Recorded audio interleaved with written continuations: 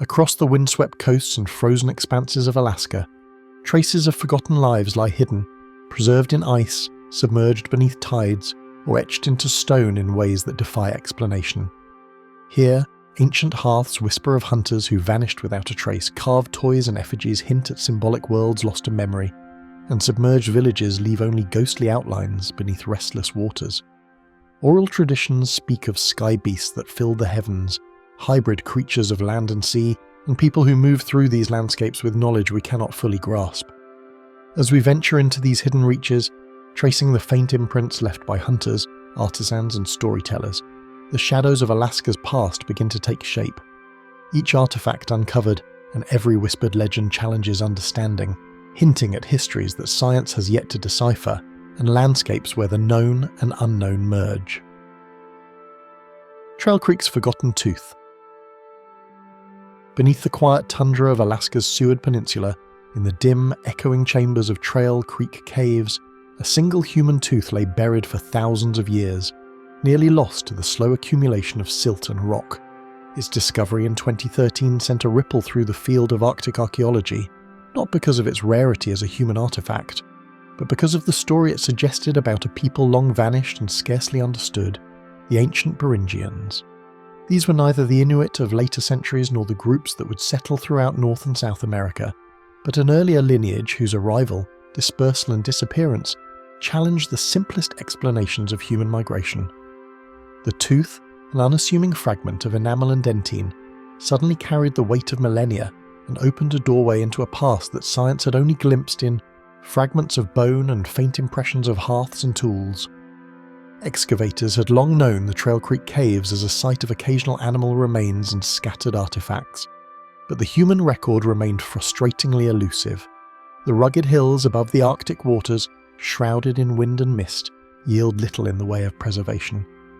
Yet, the permafrost and the carefully layered sediments of the caves had protected this tiny tooth almost perfectly.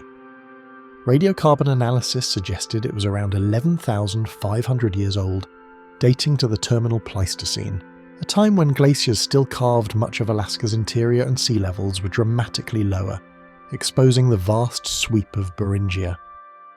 This tooth, silent and solitary, became the first tangible trace of a population that had left almost no other skeletal evidence, a reminder of the immense stretches of human history that remain unrecorded, waiting to be unearthed in frozen earth and hidden cavities. Its significance went beyond simple age. Genetic studies revealed that the individual it came from was part of a branch that diverged from other ancient populations earlier than previously known. While the broader story of humans crossing the Bering Land Bridge into the Americas has been debated for decades, the Trail Creek tooth offered a rare, concrete anchor point. Scientists were able to extract enough DNA to reconstruct elements of lineage and migration, yet the questions it raised far outnumbered the answers. Where had these ancient Beringians come from before reaching Alaska? How did they live in a harsh environment with long winters and fleeting summers? And most puzzlingly, why does so little trace of them remain, as though an entire chapter of human occupation had been erased from the landscape, leaving only whispers in isolated teeth and faint stone tools? The cave itself adds to the sense of enigma. The chambers of Trail Creek are narrow, carved into the hillside by millennia of frost and water, with ceilings blackened by soot from fires whose makers are now unknown. Archaeologists noted faint charcoal layers above and below the sediment that held the tooth, hinting at repeated intermittent use by humans or animals over centuries. Yet there was no burial, no arrangement of artifacts, and no evidence of ceremonial practice. This absence has perplexed researchers, suggesting that the presence of the tooth might have been accidental, the result of a child's brief stay, or a trace left behind by a group whose movements were largely transient. The cave held no dwellings, no caches, only the silent accumulation of centuries and the enigmatic tooth that defied interpretation. The broader landscape surrounding Trail Creek deepens the mystery. Rivers meander through tundra that still echoes with the cry of migrating caribou, and forests, though sparse, harbour the remains of Ice Age megafauna. Stone tools discovered nearby share traits with other terminal Pleistocene artifacts, yet subtle differences in flaking techniques and wear patterns hint at cultural distinctions. These variations suggest that the ancient Beringians were not merely a local offshoot of later Alaskan groups, but represented a separate adaptation to the Arctic environment, a people who developed specialized strategies for hunting, foraging, and navigating the ice-scoured terrain.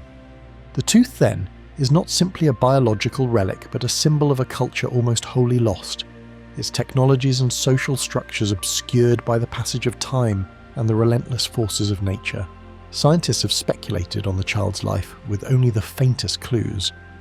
Microscopic analysis of the enamel suggests seasonal stress, possibly linked to periods of scarcity or migration. The tooth's shape and size indicate it belonged to a very young child, perhaps only a few years old. In a world where survival depended on knowledge of river patterns, animal behaviour, and the shifting availability of edible plants, the fragility of youth carried real danger. Yet this child, or the group to which they belonged, left no other skeletal record in Alaska until centuries later, as though entire generations vanished without leaving traceable descendants. The notion of a vanished population raises uncomfortable questions about human resilience and fragility in extreme environments, reminding modern observers that the sweep of history is as much about disappearance as survival. The Trail Creek tooth also intersects with the larger story of human migration and adaptation across Beringia. Archaeologists and geneticists have long debated whether Alaska was a mere corridor for people moving into the Americas or a region of complex settlement and innovation. The tooth lends weight to the latter view, showing that distinct populations occupied interior Alaska, developed adaptive strategies for survival, and yet left barely a shadow on the archaeological record. It challenges assumptions about permanence and visibility in prehistoric landscapes. How many more traces lie hidden beneath permafrost, buried in riverbeds, or dissolved into soil and silt, waiting for accidental discovery to rewrite long-held narratives about the first Americans? In the quiet aftermath of its discovery, the tooth has assumed a kind of spectral presence in discussions of early Alaskan history. It is referenced in scholarly articles, museum exhibits, and genetic analyses, yet the human story it represents remains frustratingly incomplete. The fragile enamel is more than a biological specimen. It is a bridge to a population whose language, social customs, and daily struggles are irretrievably lost. Even the cave, so still and unassuming, becomes a theatre for speculation, a place where imagination and science intersect, guided only by the faint traces of what was. The Trail Creek tooth compels a recognition of absence as much as presence, suggesting that history is not only what survives, but also what refuses to be recovered, the silent testimony of those who vanished long before they could be recorded. Every excavation, every careful sift of sediment, every genetic sequence reinforces the tension between knowledge and mystery. The tooth is both evidence and enigma, a fragment that provokes more questions than it resolves. Its presence in a small cave on the edge of the Arctic tundra forces a confrontation with human impermanence and the limits of archaeology in the far north. For every carefully reconstructed lineage, for every model of migration and settlement, there remains the haunting reality that entire groups like the ancient Beringians can appear and disappear almost without a trace, leaving behind only the most ephemeral markers of their existence, fragments whose full significance may never be understood. In the end, the Forgotten Tooth of Trail Creek is a monument to what is unseen, a reminder that Alaska's past is layered in shadows, shaped by ice, wind, and human hands whose stories are mostly lost to time. It offers proof of life, adaptation, and disappearance, all encoded in a tiny fragment that survived millennia against the odds. As researchers continue to probe permafrost, river terraces, and cave sediments, the tooth remains a silent witness, hinting at a vanished people whose legacy, though faint, refuses to be erased. And somewhere beneath the tundra, other traces of the ancient Beringians may yet wait, hidden and unspoken, as if the land itself is guarding its own forgotten history. The two infants of Upward Sun River. Along the winding channels of the Upward Sun River, two infants were laid to rest thousands of years ago, their fragile remains coated in red ochre and accompanied by artifacts whose meaning has eluded archaeologists ever since. The site, discovered in 2009 in Alaska's interior, immediately drew attention not only for its exceptional preservation, but for the insight it offered into a people largely absent from the archaeological record. Known today as the Upward Sun River infants, the pair belong to a terminal Pleistocene population whose presence challenges previous assumptions about early human migration and social complexity in Arctic North America. The careful placement of the children, their burial with pigment and items, and the isolated nature of the site all suggest a deliberate act, a ritual now largely erased by time, yet whispering faintly through layers of sediment and stone. The surrounding river valley is a frozen mosaic of braided streams, glacial sediments and tundra, a landscape shaped by the retreat of the last ice sheets and the shifting pulse of meltwater. Seasonal floods would have redrawn the channels each spring, forcing any human group to adapt continually to an environment of impermanence. Caribou migrations, salmon runs, and the sparse vegetation dictated patterns of hunting and gathering, while winter brought extended darkness and temperatures plunging far below freezing. Against such extremes, the survival of the Upward Sun River infants community required intimate knowledge of terrain, wildlife, and seasonal rhythms, knowledge now inferred only from the traces they left behind. The very soil that preserved their remains also shields the fuller story, leaving researchers to reconstruct lives from fragments of bone, pigment, and stone. Archaeologists uncovered the infants lying side by side, their tiny forms astonishingly intact after more than 11 millennia. Red ochre coated much of the skeletal surfaces, a vivid pigment whose use in prehistoric burials appears across North America, but whose purpose remains debated, symbolic, protective, or both. Alongside them were small bone tools, perforated ornaments, and carved fragments whose orientation suggested intentional placement. No adult burials accompanied the infants, raising questions about whether the site served as a special resting place for children or reflects a larger, now vanished settlement. Each careful brushstroke and trowel scoop revealed the meticulous attention of the original interment, hinting at the awareness of life, death, and memory in a community whose social structures are otherwise invisible. Analysis of DNA and skeletal traits reveals that these infants belong to a population now called the ancient Beringians, a branch distinct from later native Alaskan groups. This divergence indicates that interior Alaska was not simply a corridor for migrants moving south, but a home to a lineage with its own adaptations, genetics, and lifeways. The infant's DNA provides evidence of population continuity and movement patterns across Beringia, yet it also raises more questions than it answers. Why does this lineage leave so few traces elsewhere? Were these children part of a larger group whose settlements vanished under permafrost and river shifts? Or did their people disperse in ways archaeologists have yet to detect?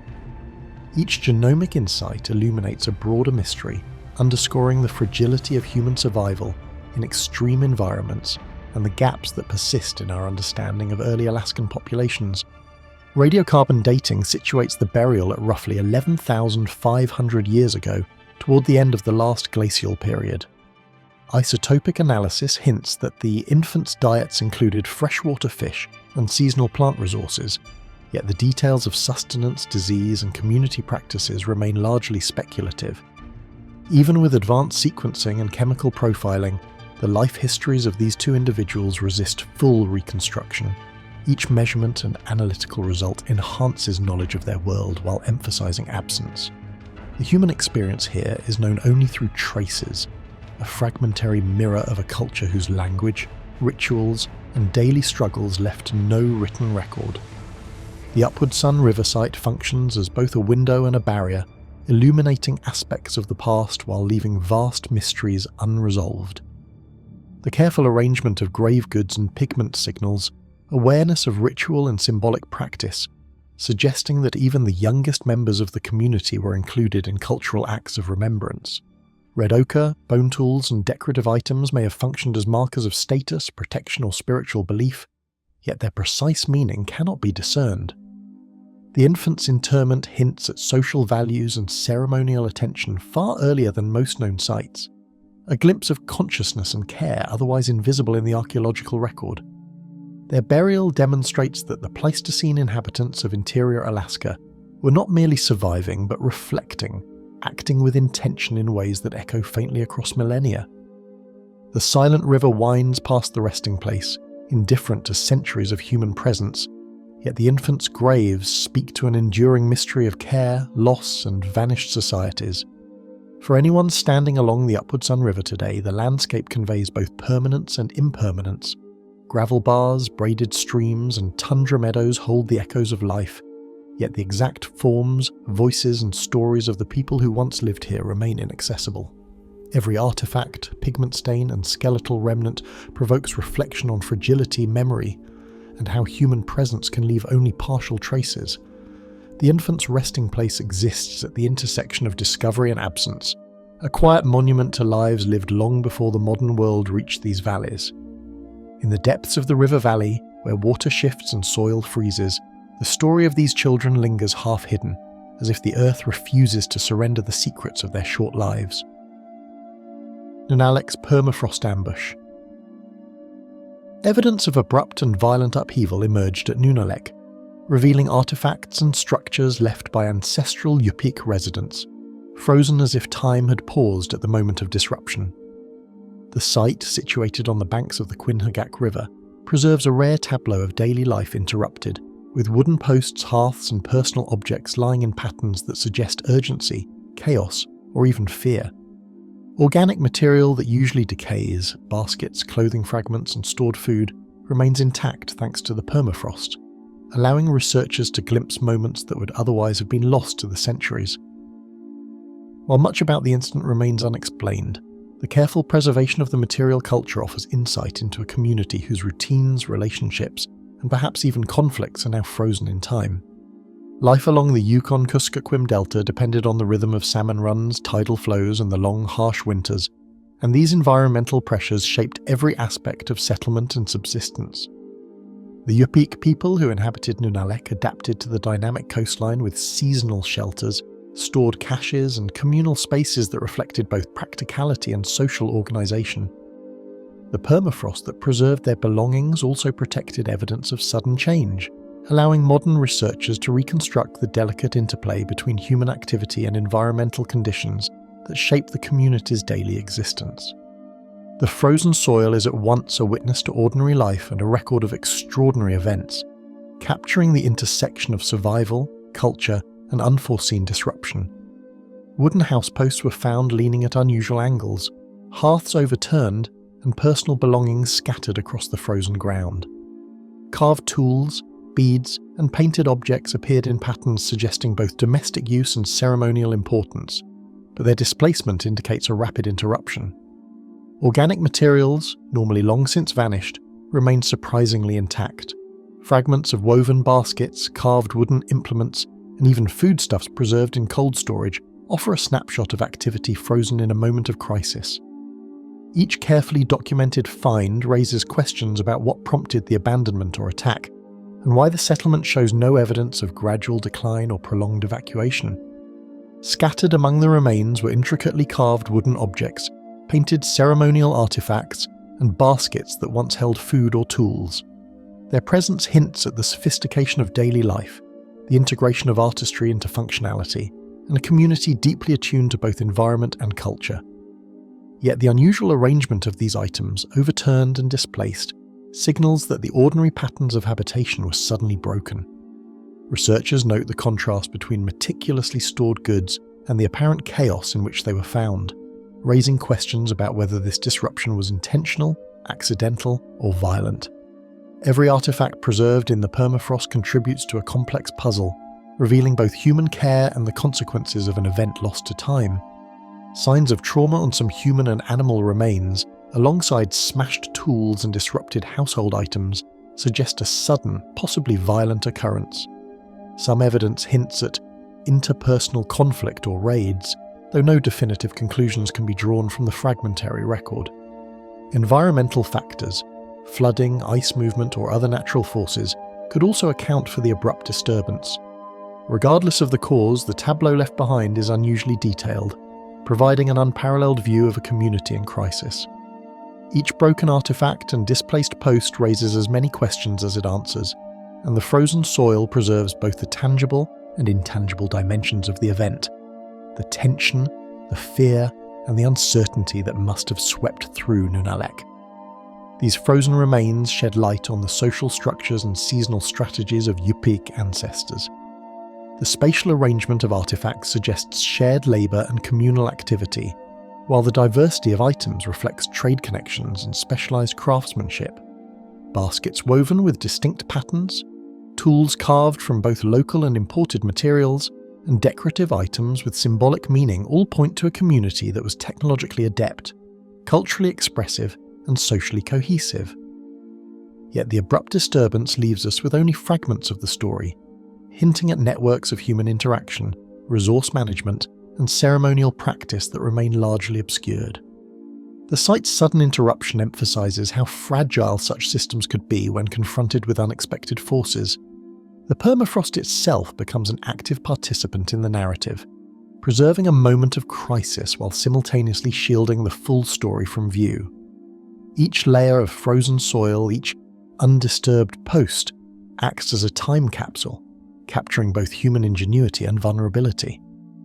Modern observers are left to interpret the clues, to imagine the actions, emotions, and decisions of people who lived and laboured here centuries before contact with Europeans.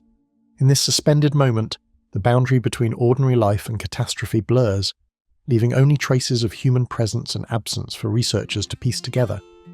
Even as scientists continue to study Nunalleq, the settlement refuses to yield all its secrets.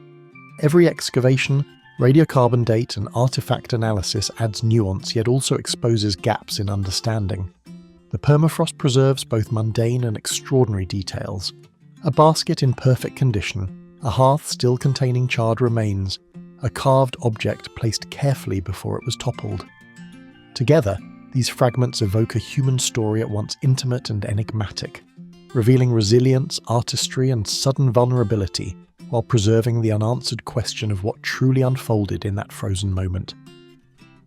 Within the frozen layers of Nunalleq, the abrupt traces of this ambush linger, guarding secrets that may never fully emerge.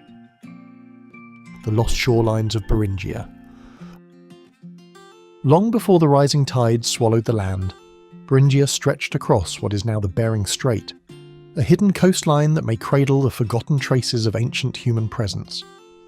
Vast stretches of tundra, river valleys, and coastal plains once connected Asia and North America, forming a bridge for both humans and animals. Archaeologists and paleoecologists have long speculated that this land was not an empty corridor, but a place where early people hunted, gathered, and perhaps established temporary settlements. While the exact nature of human occupation remains elusive, the very possibility of submerged sites beneath modern waters evokes questions about how early migrations unfolded and what daily life might have looked like along these long-lost shores. Each sonar scan and sediment sample sparks a sense of wonder at what might have existed there and vanished beneath the waves. Grasses, tundra shrubs, and migrating herds once thrived on this exposed land, shaped by glacial retreat and the slow but relentless rise of seawater that would eventually erase its contours. The climate oscillated between cold, dry periods and milder interludes, influencing the availability of game and edible plants. Rivers carved channels through the soil, and windswept ridges marked the edges of seasonal hunting grounds. In this dynamic landscape, humans would have needed intimate knowledge of animal migration patterns and plant cycles, moving with precision across the open expanse. Even the simplest hunting tools or storage pits would have required careful planning to adapt to shifting resources and unpredictable weather. Yet all traces of these movements, once etched into the ground, now lie hidden under meters of sediment and ocean water, leaving only the faintest clues for modern science to interpret. Under the shifting seabed, layers of sediment and sonar-mapped ridges suggest the presence of submerged dwellings and tools, yet the full extent of these hidden sites remains beyond modern excavation. Marine geologists have identified terraces, paleo-channels, and underwater mounds that may represent former shorelines and habitations. Advanced mapping techniques reveal depressions consistent with human-made structures, though no definitive artifacts have yet been recovered. Each sonar ping and sediment core fuels speculation, as researchers imagine the traces of hearths, storage pits, or fishing stations lying undisturbed under layers of sand and silt, shielded from both human touch and time itself. These submerged landscapes could conceal settlements, ceremonial spaces, or even burial grounds, making the unknown depth of Beringia's past a source of both curiosity and frustration for scientists. Marine mammals, abundant fish runs, and nesting bird colonies would have sustained human communities, offering both resources and routes for migration into the uncharted expanses of the Americas. Whale bones and shell deposits recovered from nearby exposed coasts suggest that the ancestors of native Alaskans relied heavily on maritime resources. Seasonal hunting of seals, walrus and caribou, combined with fishing in estuaries, could have supported small, mobile populations capable of travelling long distances. These rich shorelines may have been both lifeline and highway, guiding humans along a transient corridor where survival demanded an acute understanding of tides, currents and animal behaviour. Archaeological speculation posits that temporary camps, possibly marked by modest stone or bone structures, allowed early humans to track and harvest resources while moving with the seasons. Sediment cores, fossilised pollen and coastal shell deposits reveal tantalising glimpses of life that existed before inundation, while indirect evidence suggests humans navigated and adapted to this transient environment. Charred plant remains indicate controlled fires for warmth or food preparation, while traces of butchered animal bones point to hunting strategies attuned to local ecology. Geochemists studying these sediments can reconstruct past climates and seasonal cycles, offering insights into how early humans might have timed their movements to match ecological abundance. Even absence of direct habitation evidence, these findings hint at a landscape carefully observed and subtly altered by human hands, where knowledge of tides, ice conditions, and animal behaviour was crucial for survival. If intact settlements or artefacts lie beneath the waves, they could rewrite the story of early North American colonisation, revealing forgotten social structures, technologies, and rituals now erased from memory.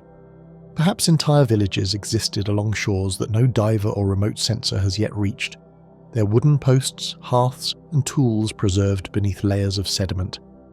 Cultural practices, ritual deposits, seasonal feasts, or maritime craft might remain invisible but intact, waiting for a moment when technology or fortune exposes them. The absence of visible remains only deepens the mystery, as scholars ponder how many human stories vanished beneath the waters long before history could record them. Even a single submerged hearth or cache could illuminate questions about diet, trade networks, or spiritual life, providing a tangible connection to people who lived tens of thousands of years ago. Every rising tide and shifting current obscures what may remain preserved, leaving the imagination to fill in the shapes of communities, dwellings, and daily life lost to the sea. The land bridge's disappearance was not sudden, yet its slow submersion erased physical evidence faster than humans could adapt or record. Only fragments, shells, bones, or soil signatures on exposed shores offer hints of the broader human narrative. Each clue is a whisper of a vanished landscape, a frozen moment in deep time that speaks of survival, migration, and the unrecorded rituals of people who shaped and were shaped by a land now lost to the ocean. Every sonar map, every sediment layer, and every fossilised remnant becomes a ghostly reminder of what lies unseen, challenging researchers to imagine a world submerged, yet still alive in memory and speculation. Beringia's submerged shorelines, lying beneath the turbulent waters of the Bering Sea, hold the secrets of people who disappeared before history could record their names. Cape Alitak's labyrinths and petroglyphs, Kodiak. Ancient hands etch twisting labyrinths and strange motifs into the stone at Cape Alitak, leaving a message whose meaning has eluded every scholar who has tried to decipher it. Each groove and incision carries a weight that seems almost deliberate in its ambiguity, suggesting intent and intelligence that resonates across millennia. Spirals, interlocking lines, and occasional animal figures rise from flat surfaces and cliff faces alike, inviting both curiosity and speculation. Some labyrinths extend for meters, their paths winding with a complexity that hints at symbolic, ceremonial, or even mnemonic functions. Every panel seems to oscillate between order and chaos, structured yet abstract, leaving observers with the impression that the carvings were meant to be experienced, not simply viewed. The carvings climb over rocky surfaces in clusters and sequences that suggest deliberate planning, though the rationale remains obscure. Scholars note that certain labyrinths align subtly with depressions, ledges, and rises in the rock, as if they were designed to interact with natural features, perhaps to catch sunlight at particular times, to mark seasonal changes, or to frame specific lines of sight. Some panels seem to invite movement along their edges, implying that interaction with the carvings may have been physical rather than purely visual. The distribution of panels across the cliffs suggests that space itself was part of the design, that human activity, observation and engagement were all carefully considered, though for what purpose remains an unsolved puzzle. The motifs themselves are extraordinarily varied, combining geometric patterns with recognisable and abstracted animal forms. Some spirals are concentric and regular, while others twist irregularly, connecting to lines that suggest pathways or narratives. Whale-like figures, birds, and terrestrial animals occasionally appear, yet they often merge with abstract symbols, resisting easy interpretation. Certain labyrinths are enclosed in circles, others flow outward in unpredictable directions. Scholars debate whether these arrangements represented stories, navigational cues, or spiritual journeys, yet no definitive evidence supports any one explanation. The carving's sheer variety and complexity imply a symbolic system whose rules are now lost, challenging anyone attempting to reconstruct meaning from stone alone. Some researchers propose that the labyrinths were ceremonial guides, mnemonic devices, or astronomical markers. Early ethnographers recorded coastal Alitak traditions involving sacred spaces, seasonal rites and symbolic art, yet none correspond directly to Cape Alitak's labyrinths. It is possible that the panels were part of a ritual landscape, paths for spiritual observance, communal activities, or the teaching of sacred knowledge. Others suggest that the labyrinths may have mapped environmental cycles, hunting territories, or migration routes, though their abstract nature leaves such hypotheses largely speculative. Each proposed function deepens the sense of mystery. The labyrinths were meaningful, deliberate, yet ultimately opaque to modern inquiry. Scientific analysis has added layers of understanding even while preserving mystery.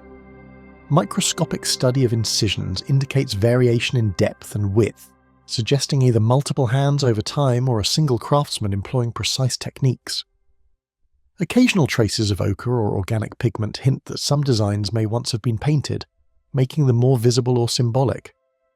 Nearby habitation debris, including shell middens and stone tools, implies that humans moved through the area seasonally, interacting with these panels in a living landscape. Radiocarbon dating of associated materials places some activity within the last millennium, though older panels may predate these layers, hinting at centuries of human presence and repeated engagement with the same rock surfaces. Each scientific insight illuminates only a portion of the picture, while the rest remains hidden, as though the carvings themselves guard their own history. Imagining the human experience of these labyrinths brings them vividly to life. Perhaps individuals traced the lines with fingers or sticks as part of a rite of passage or spiritual exercise.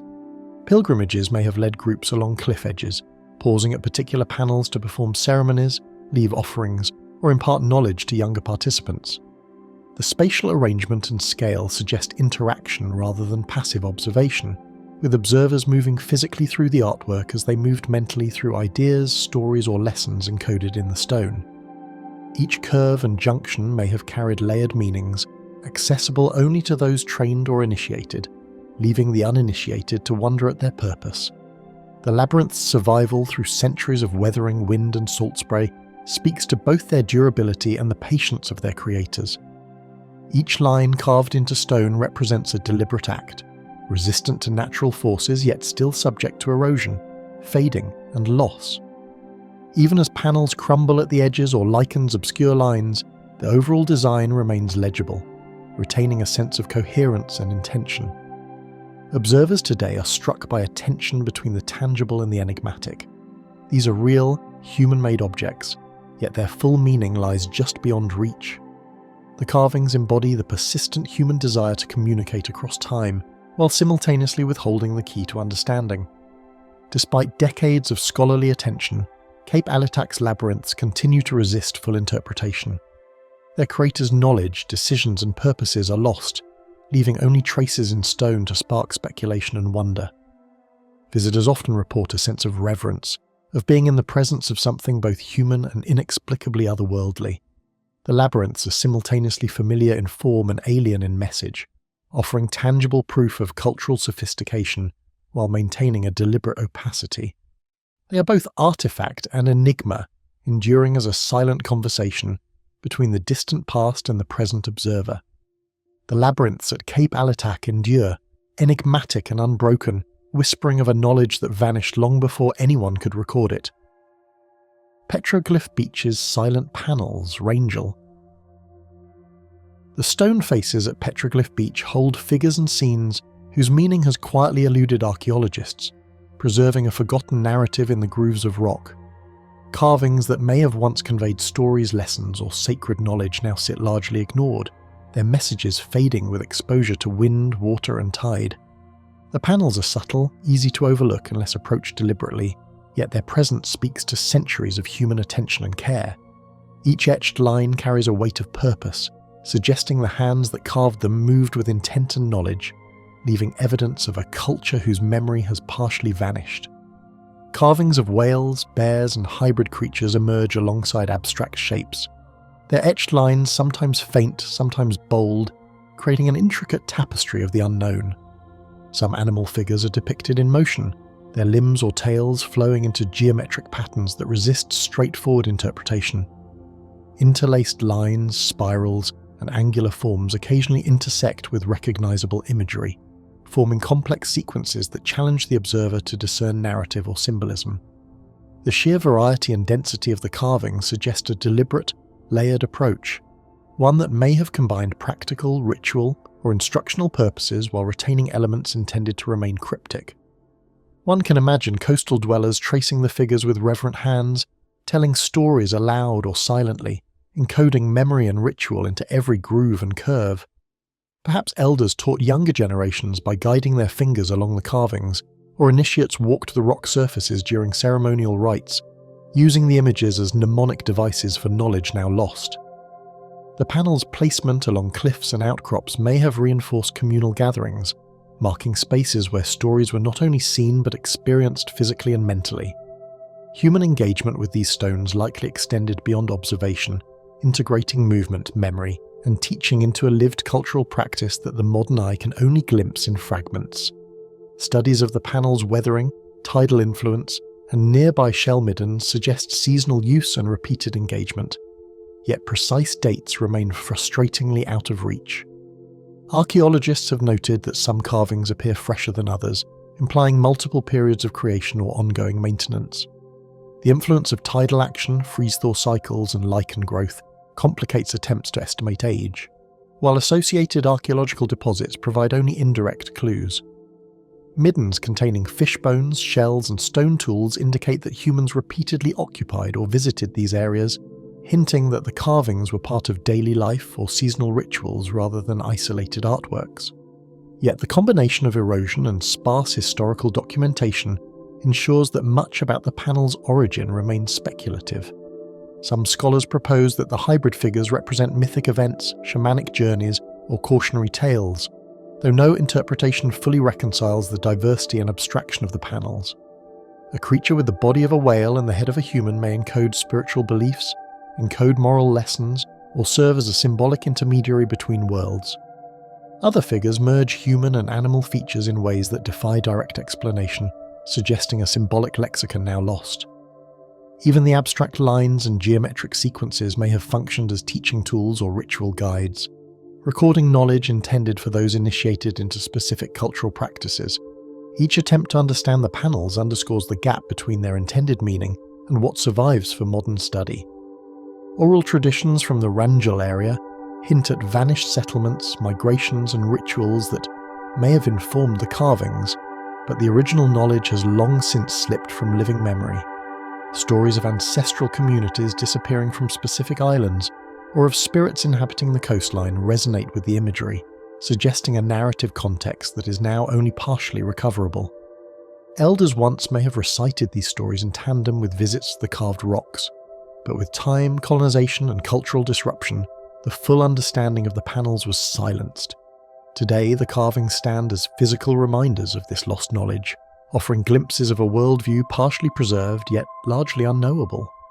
The silent panels resist every attempt to fully translate them, leaving observers with the sensation of a story half told, a voice deliberately hushed across centuries. Visitors often remark on the stillness of the site, the way the carvings seem to observe those who approach, as if aware of their curiosity, yet unwilling to yield their secrets. Despite detailed surveys and photographic documentation, the carving's true purpose, authorship, and meaning remain contested. Each examination provides additional detail but also deepens the sense of mystery, reinforcing the impression that these are deliberate enclosures of knowledge meant to endure without full disclosure. Some sections of the rock show evidence of multiple layers of carving, suggesting that new figures were added over generations, each building on or repurposing previous work. The depth, width, and angle of incisions vary, hinting at differences in tools, techniques, and perhaps hands. Occasionally, faint traces of pigment suggest that some panels were once coloured, enhancing visibility or emphasising particular symbols. These subtle indications remind us that the panels were not simply etched stone but part of a dynamic cultural practice, one that integrated material, ritual, and narrative in ways now partially lost to time. The artistry endures despite centuries of exposure, with the carving's silent testimony provoking continued questions about human creativity, memory, and the impermanence of understanding.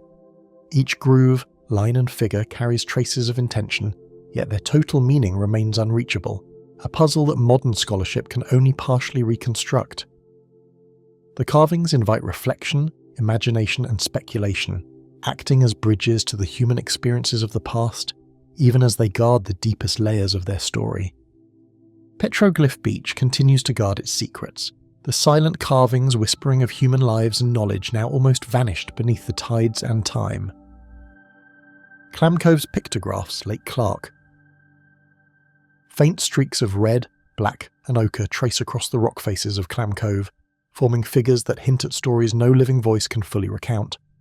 The pigments cling stubbornly to the stone, their colours muted by centuries of rain, frost, and wind, yet still vivid enough to suggest deliberate design and careful execution. Each line and smear conveys movement, intention, and the possibility of narrative, as though the rocks themselves are trying to speak for a culture whose memory has partially vanished. Observers today often pause, compelled by the silent presence of these images, feeling the weight of human attention embedded in pigment and stone long after the people who created them have disappeared. Marine creatures, human-like forms, and hybrid figures emerge from the pigments, their shapes sometimes clear, sometimes blurred by centuries of weathering. Whales arch along the contours of the rock, while abstract lines seem to twist into complex sequences that defy immediate understanding. Some figures merge human limbs with animal bodies, or suggest movement impossible in the natural world, forming a visual language that scholars have yet to decode. The combination of realism and abstraction hints at symbolic or spiritual significance, leaving modern eyes to puzzle over whether these were lessons, warnings, ritual images, or mythic representations. One can envision ancient observers gathering to study the images, their attention guided by ritual, legend, or instruction passed down through generations. Perhaps elders traced the pigments with their fingers, recounting stories of hunts, spirits, or transformations as young learners watched and memorized. The placement of the pictographs may have been intentional, oriented to sunlight or tides, emphasizing certain figures during particular times of day or seasons. Human engagement likely extended beyond observation, blending visual recognition with memory, movement, and spoken lore in a practice now lost to history. The study of pigments and surrounding deposits suggests that the site was occupied seasonally and revisited over time, though exact dating remains uncertain. Layers of mineral buildup obscure the edges of the imagery, and pigments made from iron oxide, charcoal, and natural clays have weathered differently depending on exposure. Nearby shell middens, stone tools, and fragments of habitation indicate that people repeatedly visited this stretch of Lake Clark, but attempts to assign exact ages to the pictographs are complicated by environmental factors and a lack of associated organic material. Each layer of pigment may represent different generations, suggesting a long-term tradition of returning to these stones to add new imagery or reinterpret older figures. Subtle traces of ochre on nearby stones indicate that pigment was not confined to the cliff face itself, suggesting that ancillary tools or ritual objects may have been used in conjunction with the main pictographs. Microscopic analysis of these adjacent stones has revealed remnants of powdered mineral pigment, some mixed with organic binders such as fish oil or animal fat, which could have helped the colours adhere to rock surfaces or been part of ceremonial practices. This discovery implies a level of technical knowledge about materials and their application, as well as a broader spatial context for the pictographs. where the act of creation extended beyond the flat rock into the surrounding environment. Such evidence hints that creating and engaging with these images may have involved multi-step processes, combining artistic, practical, and perhaps ritual elements, giving insight into the sophistication of the ancient artists' techniques and intentions. Some figures may represent hunting spirits, mythic transformations, or moral lessons, but no interpretation reconciles the full range of shapes, colours, and patterns. Hybrid creatures with whale heads and human arms could encode lessons about resource management, spiritual belief, or cautionary tales that guided subsistence. Other abstract patterns may have been mnemonic aids for remembering local knowledge, migratory patterns, or ceremonial sequences. The diversity of subjects, the layering of pigment, and the nuanced placement of figures make it clear that these were not casual markings, but part of a sophisticated system of symbolic communication whose full meaning is now tantalizingly inaccessible. The position of the pictographs relative to tidal lines, light angles, and seasonal changes hints at a dynamic relationship between art, observer, and environment. Some images are only fully visible during low tides, while others catch the morning light at precise angles, suggesting that the placement may have been designed to interact with natural rhythms. Weathering patterns indicate that certain pigments may have been refreshed or emphasized over time, reinforcing the idea that the pictographs were not static but part of an ongoing practice, observed and engaged with across generations. This interplay of rock, pigment, and natural cycles suggests an understanding of both environment and human perception, now only partially understood. The pictographs, despite meticulous recording, continue to guard their ambiguity, keeping alive knowledge and stories lost elsewhere.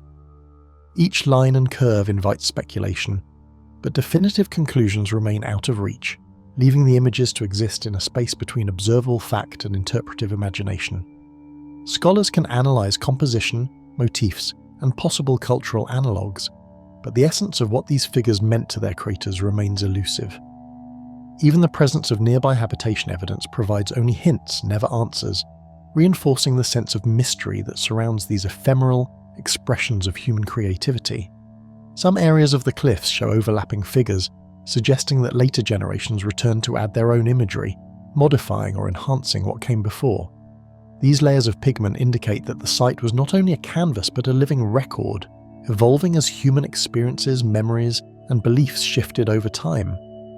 Faint traces of red ochre, black charcoal, and white clay remain, testifying to a deliberate choice of materials and a sophisticated understanding of visual impact. The survival of these pigments, despite centuries of exposure, speaks to the care and significance assigned to these images, emphasizing that they were meant to endure even as the world around them changed. Each observation of Clam Cove's pictographs reinforces the sense that a culture, its stories, and its rituals can persist in silent, visual form even when much else has vanished. The pigments, the figures, and their positioning together encode human intention and imagination, preserving fragments of a worldview otherwise lost to time. Scholars, visitors, and local communities may glimpse traces of these vanished narratives, yet the full meaning remains tantalizingly out of reach, a mystery preserved in stone and pigment for anyone patient enough to study and reflect. The pigments of Clam Cove whisper across centuries, their colours dimmed, but their messages linger in a language only the vanished could truly read. Dutch harbour middens and maritime puzzles in Alaska. Fragments of shell, bone and charcoal emerge from the soil at Dutch Harbour, forming layers that hint at meals, rituals and decisions long vanished from memory.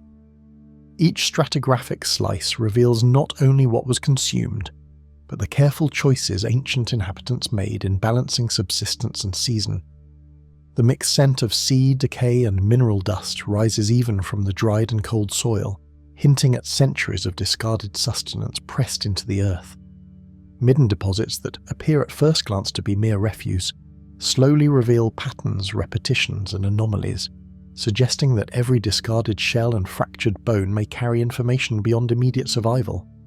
Visitors examining these layers today are confronted with the silent testimony of people whose everyday lives are preserved only in fragmentary traces, a complex interplay of biology, environment, and human ingenuity. Fish bones from deep-sea species lie alongside terrestrial mammal remains, while shells from clams, mussels, and sea urchins create a mosaic of consumption rarely seen in other Aleutian sites. Cod, halibut, salmon and rockfish mix with fox, hare and caribou bones, sometimes within the same layer. The size and condition of shellfish fragments indicate both careful harvesting and perhaps selective consumption, as if certain specimens were prized while others were discarded. Some species, like deepwater rockfish, suggest specialized fishing techniques, while the presence of shellfish in tidal zones points to careful timing and repeated foraging trips. In several layers, rare shells and bones not local to the immediate area hint at trade or seasonal movement across the islands, complicating assumptions about mobility and resource networks. These deposits suggest careful planning and resourcefulness, with inhabitants exploiting both marine and inland resources in ways that challenge conventional models of subsistence. Seasonal mobility seems likely, with groups moving between coastal camps and inland valleys, collecting, hunting and storing for survival. The mingling of species from multiple habitats may indicate coordinated hunts, shared knowledge networks, or the transport of resources over considerable distances. Evidence of dried or smoked fish fragments and shellfish shells stored in pit depressions implies deliberate preservation strategies, allowing communities to withstand lean seasons.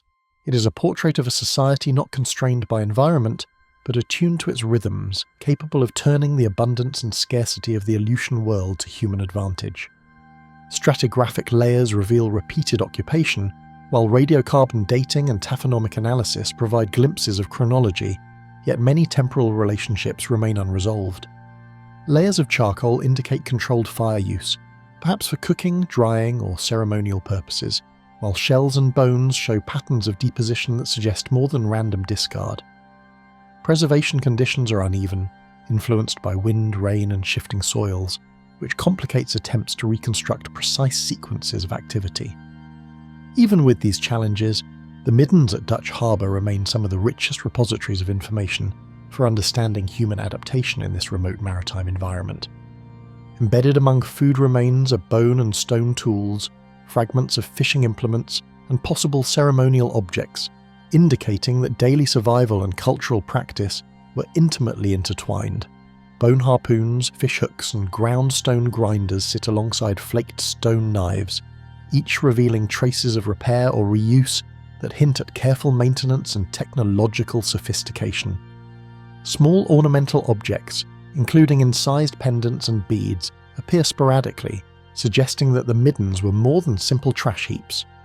They were spaces where survival, artistry, and social expression converged. This intermingling of function and symbolism paints a picture of a culture attuned to both practicality and meaning, leaving clues that invite careful interpretation. Some midden sections juxtapose species unlikely to have been caught together, suggesting either unusual procurement strategies, seasonal aggregation, or practices now lost to understanding. Deep-sea fish remains appear alongside terrestrial game that would have been inaccessible in the same season, hinting at either long-term storage, complex trade, or ritualized consumption. Other layers show clusters of shellfish interspersed with ceremonial tools, as if certain meals or offerings were set apart from ordinary consumption. These patterns resist straightforward explanations, and while ethnographic analogues offer hints, none fully account for the range and repetition of these anomalous combinations. They are silent puzzles, presenting more questions than answers about the lifeways of Dutch Harbour's ancient inhabitants. The mixture of species, tools, and debris hints at a society responsive to climate, tide, and migration cycles, yet the rationale behind certain patterns continues to puzzle researchers. Aleutian storms, shifting tides, and seasonal animal movements would have imposed constraints that inhabitants skillfully navigated, yet some patterns defy explanation. Certain tools appear to have been used exclusively for species that were rare or difficult to catch, suggesting knowledge of animal behaviour and resource management that surpasses what is evident in neighbouring sites. The deposition of certain shells and bones may also have had symbolic significance, creating a layered record of practical and cultural decisions encoded in the middens. A closer examination reveals micro-vignettes within the deposits. A scattering of shellfish, a cluster of halibut vertebrae, and a carefully placed fox jaw could represent a single meal or a series of coordinated activities preserved in soil for centuries.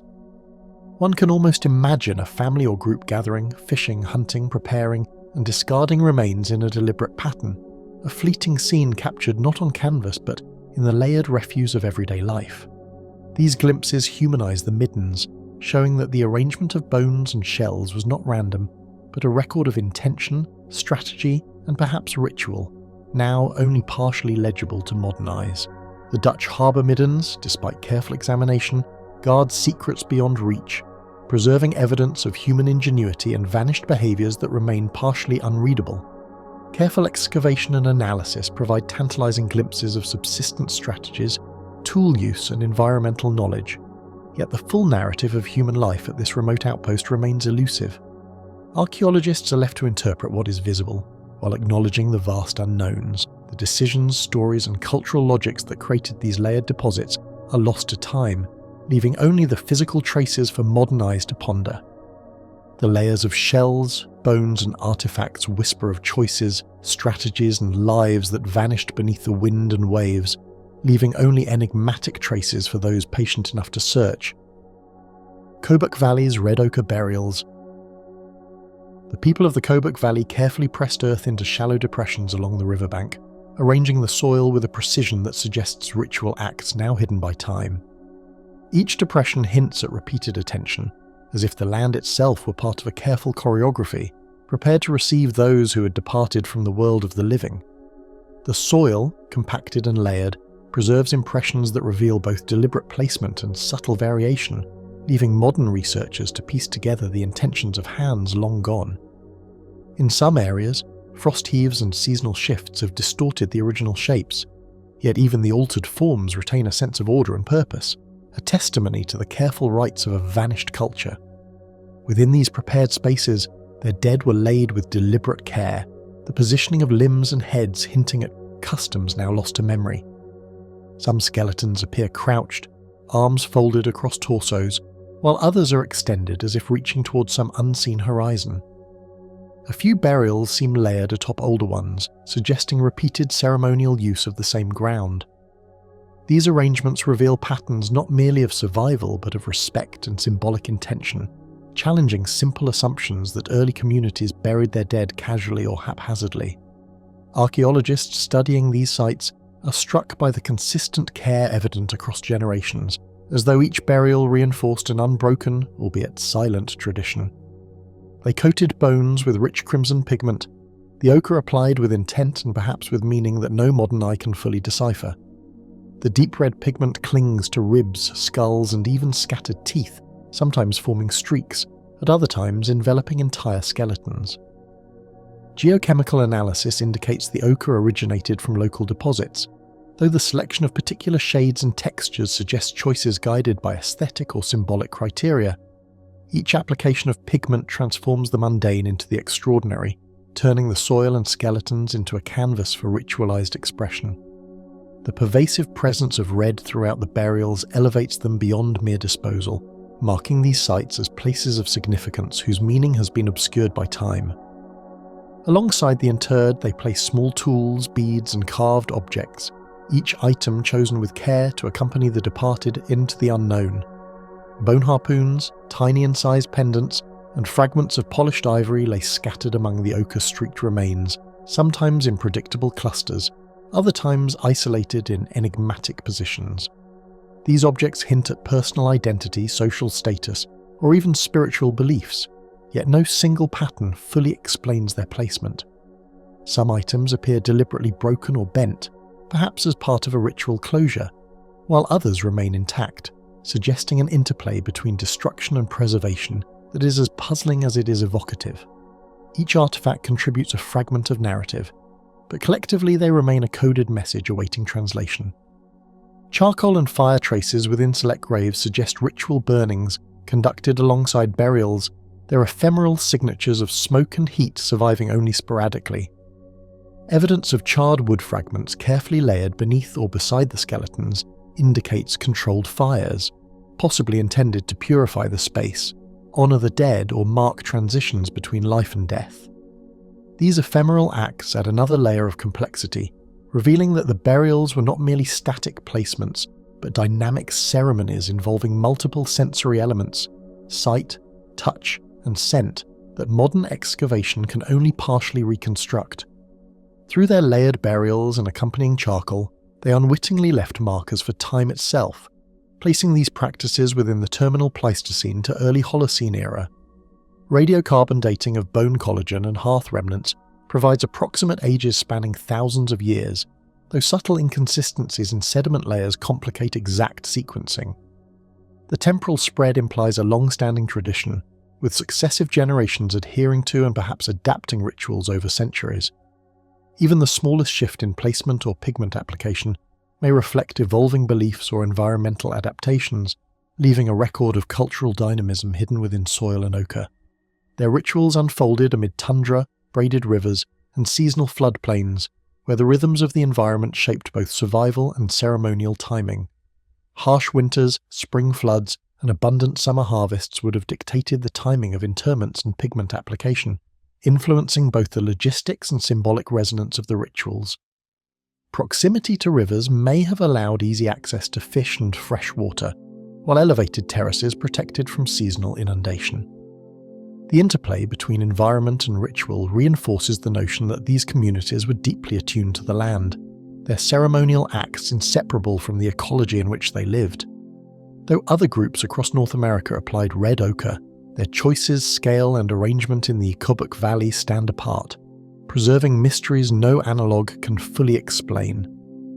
Sites in the interior and along southern coasts occasionally reveal ochre-stained burials, yet few match the concentration, layering, and integration with grave goods seen here. The precision and repetition of these acts suggest a structured ritual system, while subtle anomalies hint at unknown social or spiritual hierarchies. Comparisons reveal both connections and departures, emphasizing that while human responses to mortality are widespread, the Kobuk Valley burials remain uniquely enigmatic. Every sweep of ochre and careful placement of objects speaks of a society vanished, leaving traces that provoke wonder but resist definitive understanding. Scholars can reconstruct only fragments, patterns in pigment application, distribution of grave goods, and spatial organization across the valley. Each discovery raises new questions. Why some individuals received more elaborate treatment? What specific beliefs guided their placement? And how knowledge of these rituals was transmitted over generations? The burials stand as a dialogue between past and present, with silence forming the majority of their message, compelling modern eyes to observe, infer, and ultimately recognize the limits of understanding. Encased in frozen soil and marked with streaks of crimson, the Kobuk Valley carries the vanished lives of its ancient inhabitants, whispering mysteries that will not be fully revealed. The phantom villages of Nunivak Island. Elders speak of villages that once hummed with life, yet vanished almost entirely from the landscape, leaving only stories to mark their passage. These settlements, remembered primarily through oral accounts, are described as complete communities, houses, storage pits, and communal spaces that disappeared as if pulled from the earth itself. Kupik elders recount not only the locations, but the daily rhythms of life, the placement of hearths, the direction of wind in which smoke would rise, and the seasonal movements of families. These narratives preserve details that archaeology often cannot confirm, offering glimpses into social and environmental dynamics that left virtually no material trace.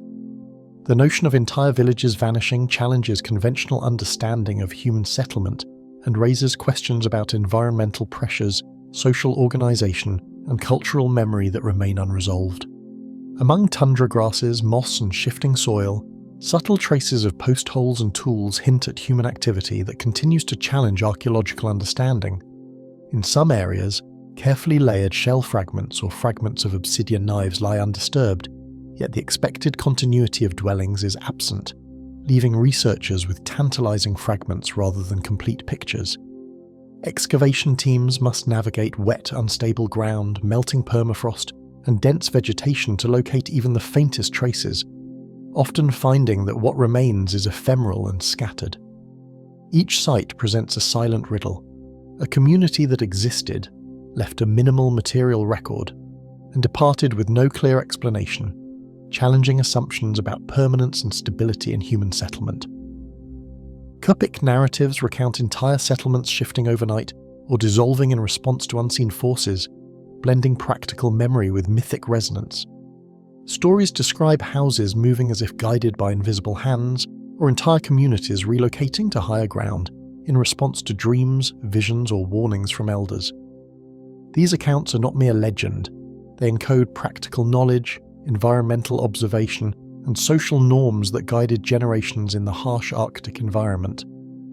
The oral histories also record details of communal ceremonies, feasts, and migrations, preserving information about resources, hazards, and historic events that would otherwise vanish alongside ephemeral dwellings.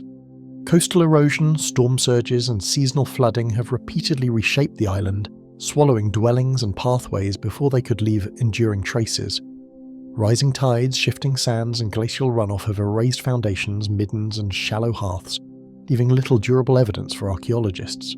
Permafrost thawing further complicates preservation, sometimes exposing artifacts only for them to decay rapidly.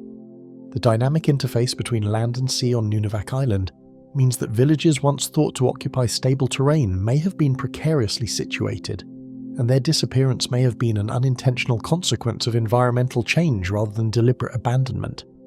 In some locations, shallow depressions, faint hearth remains, and scattered fire-cracked rock hint at repeated seasonal use, suggesting the vanished villages may not have disappeared entirely, but shifted in cycles according to tides, storms, or animal migrations.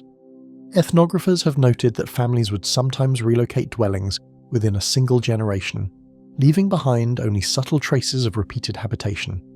Soil analysis occasionally reveals layers of ash, shells, and charred bone that indicate feasts or ceremonial gatherings, implying that communal life persisted even as structures disappeared. These ephemeral imprints reinforce the idea that the people of Nunivak Island possessed a rhythm of life deeply attuned to environmental change, one that deliberately embraced impermanence in a world both harsh and unpredictable. Mobility and resource strategies may have dictated the rise and disappearance of these communities, suggesting a level of adaptability still only partially understood. Families likely followed caribou migrations, fish runs, and seasonal plant cycles, abandoning and resettling locations as conditions dictated.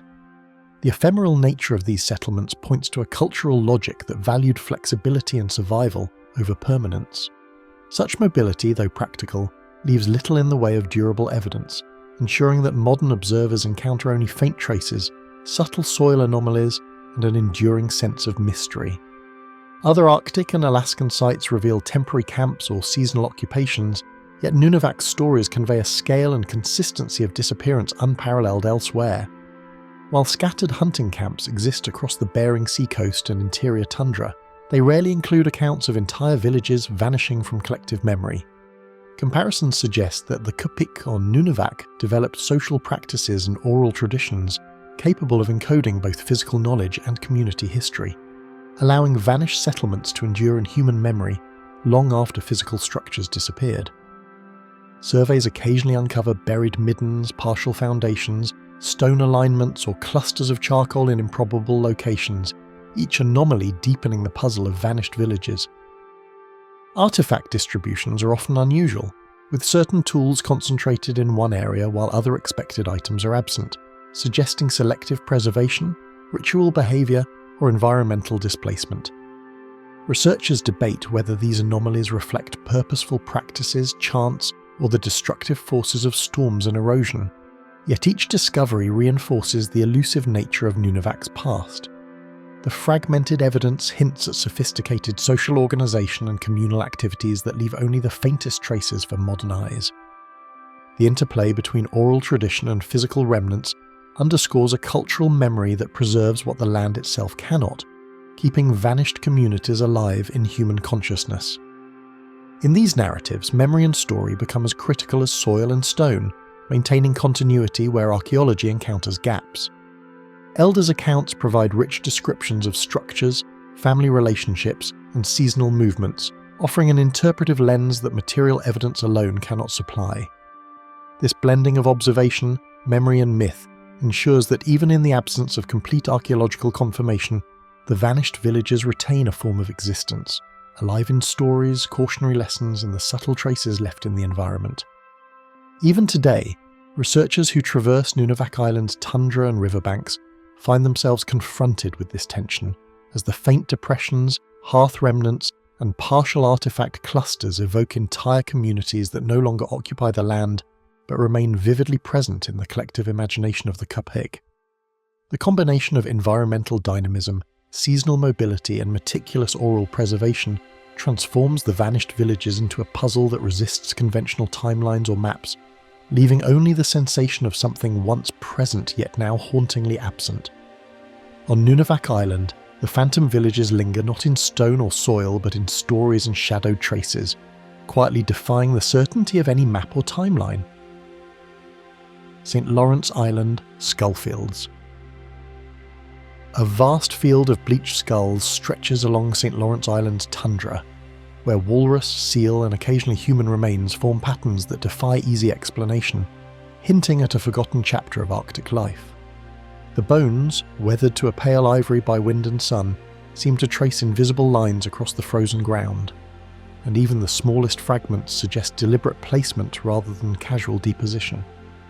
Archaeologists first noticed these accumulations decades ago, but the full scale of the sites only became apparent through systematic surveys, revealing multiple concentrations spanning miles of tundra, often adjacent to hunting grounds and seasonal fishing areas. The sheer number of skulls, their selective species composition, and their careful arrangement invite questions that remain stubbornly unanswered.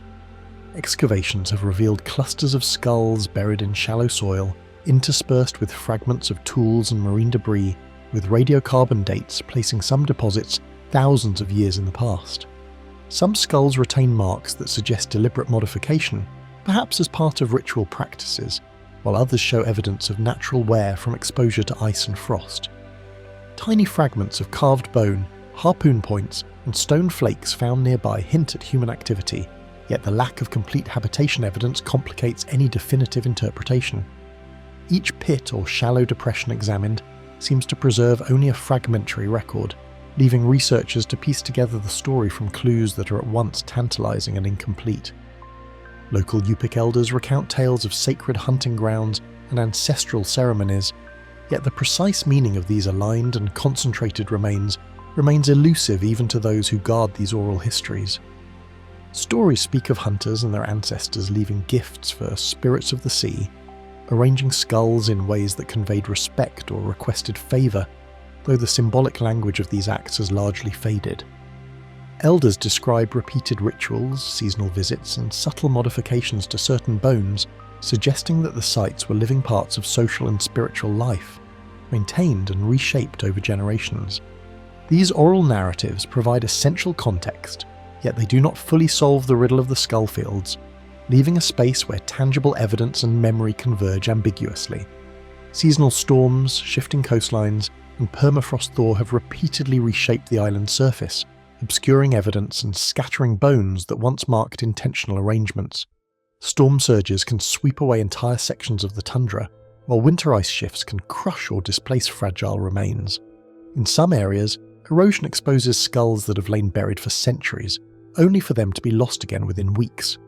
The dynamic environment ensures that the archaeological record is patchy and incomplete, a fleeting archive of deliberate acts now constantly rewritten by natural forces beyond human control. Rows of skulls appear to follow invisible lines or rhythms, sometimes paired with stone markers, yet archaeologists cannot determine whether these alignments were symbolic, practical, or both. Some arrangements echo directional or astronomical patterns observed in other ancient cultures, while others appear oriented toward hunting grounds or seasonal migration routes of marine mammals. Despite extensive mapping and spatial analysis, no single organizational principle explains all occurrences. This inconsistency deepens the sense of mystery, suggesting that multiple cultural, environmental, and practical factors may have influenced placement, layered across centuries of repeated use. Researchers face unpredictable tides, fragile permafrost, and sudden weather shifts, complicating excavation and observation and ensuring that each visit uncovers only fragments of a larger, secretive design.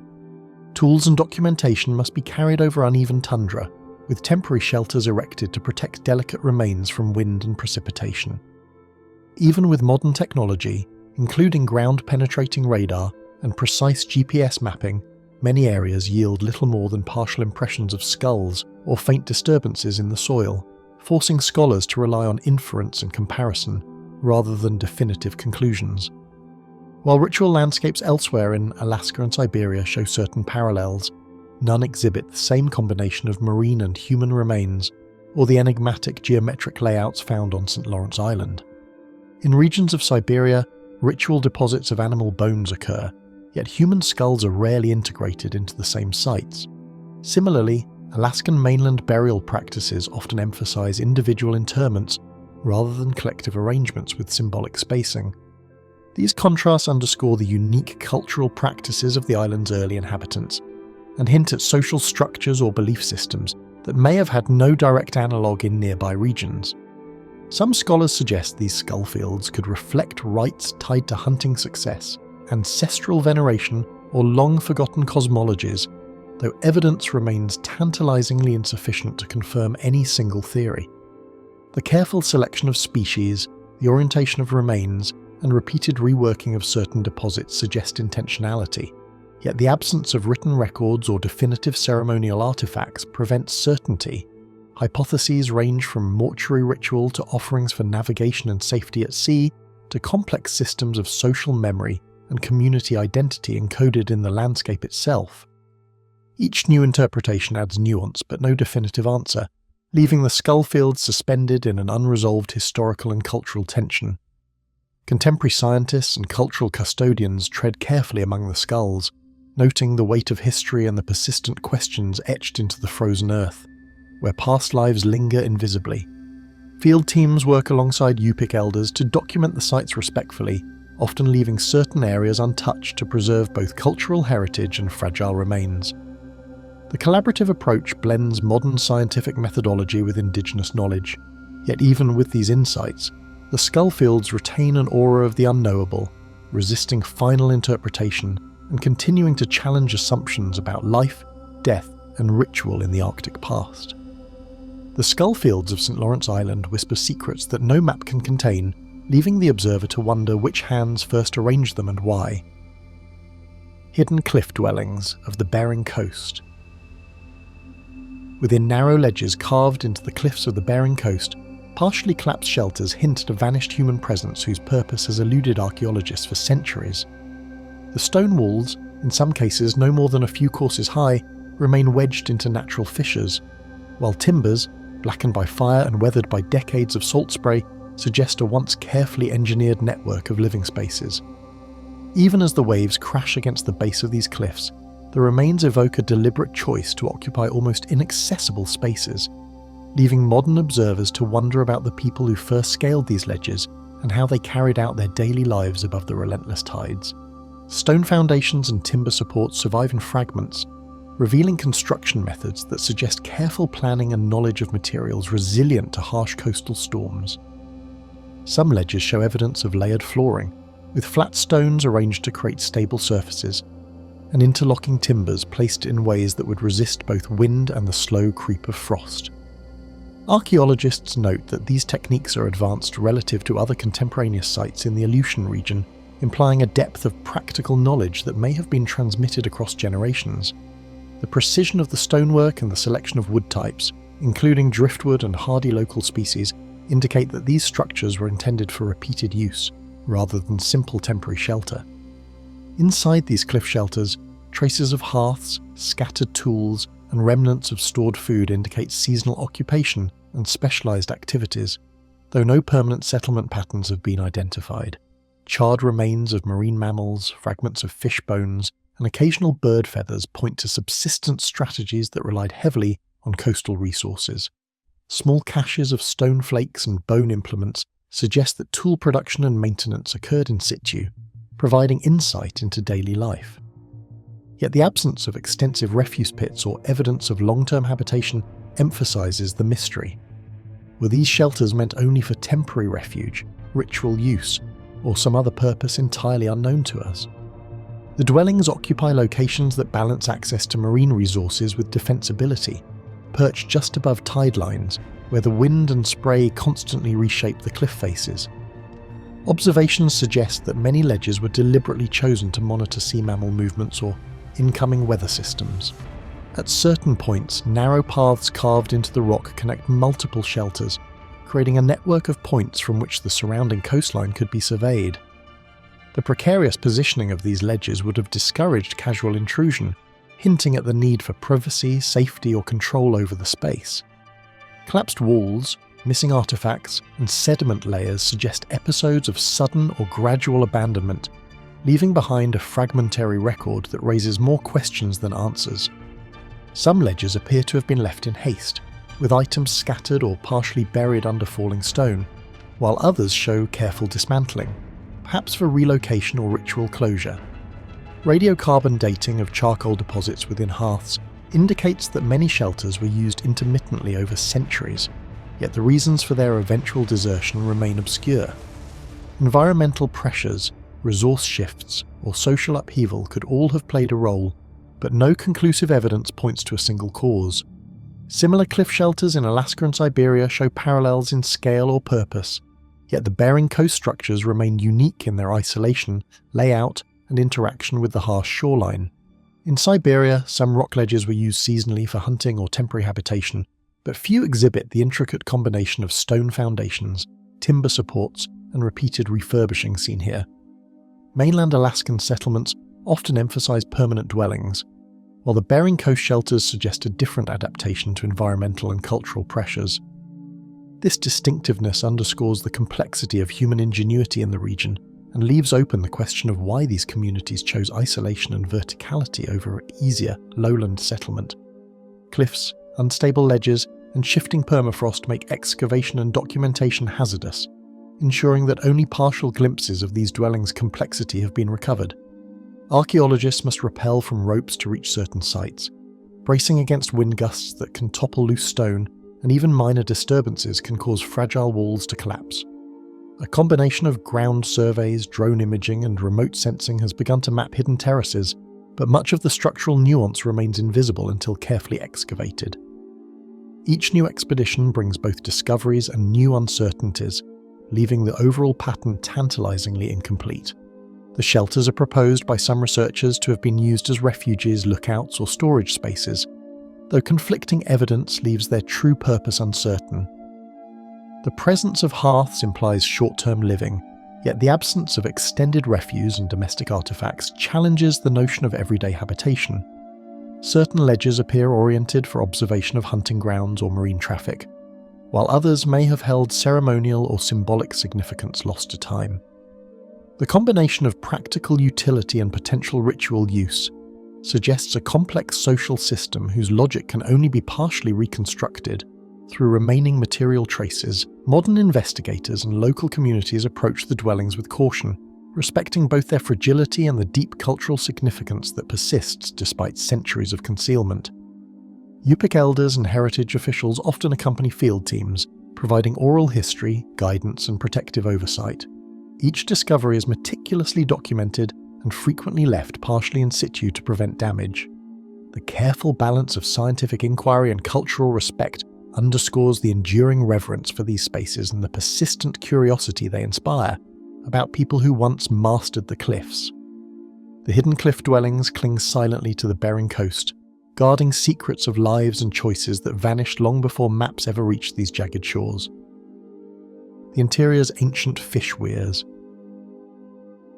A network of stones and timber stakes stretches across winding rivers of Alaska's interior, forming traps that once captured entire schools of migrating fish, yet their makers have left no written record. These structures, often partially buried or obscured by moss, alder and silt, trace winding courses along braided river channels, some extending over 500 meters. Archaeologists estimate that a single weir could guide hundreds of fish into confined pools in a single tidal cycle, revealing a level of planning and environmental understanding that remains astonishing. The absence of any surviving accounts makes it difficult to know how knowledge of these constructions was transmitted, yet the precision of placement suggests long-standing traditions carefully honed over generations. Carefully aligned channels guide the current, while interlocking rocks and embedded wooden posts reveal a sophistication in engineering that challenges assumptions about early subsistence communities. Stones, meticulously selected for weight and shape, create barriers that resist strong currents yet allow water to pass, while sharpened spruce stakes anchor the designs into shifting gravel beds. In some stretches, V-shaped alignments subtly channel fish toward enclosures at strategic points where humans could harvest them efficiently.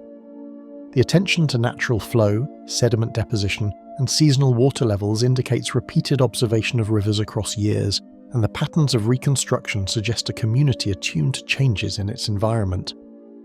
At the height of salmon runs, water rushes through narrow openings designed to funnel fish into enclosures, reflecting an intricate understanding of animal behavior and river dynamics. Salmon instinctively move upstream along currents and through the trap's constrained channels, where their momentum carries them into small, stone-bordered pools.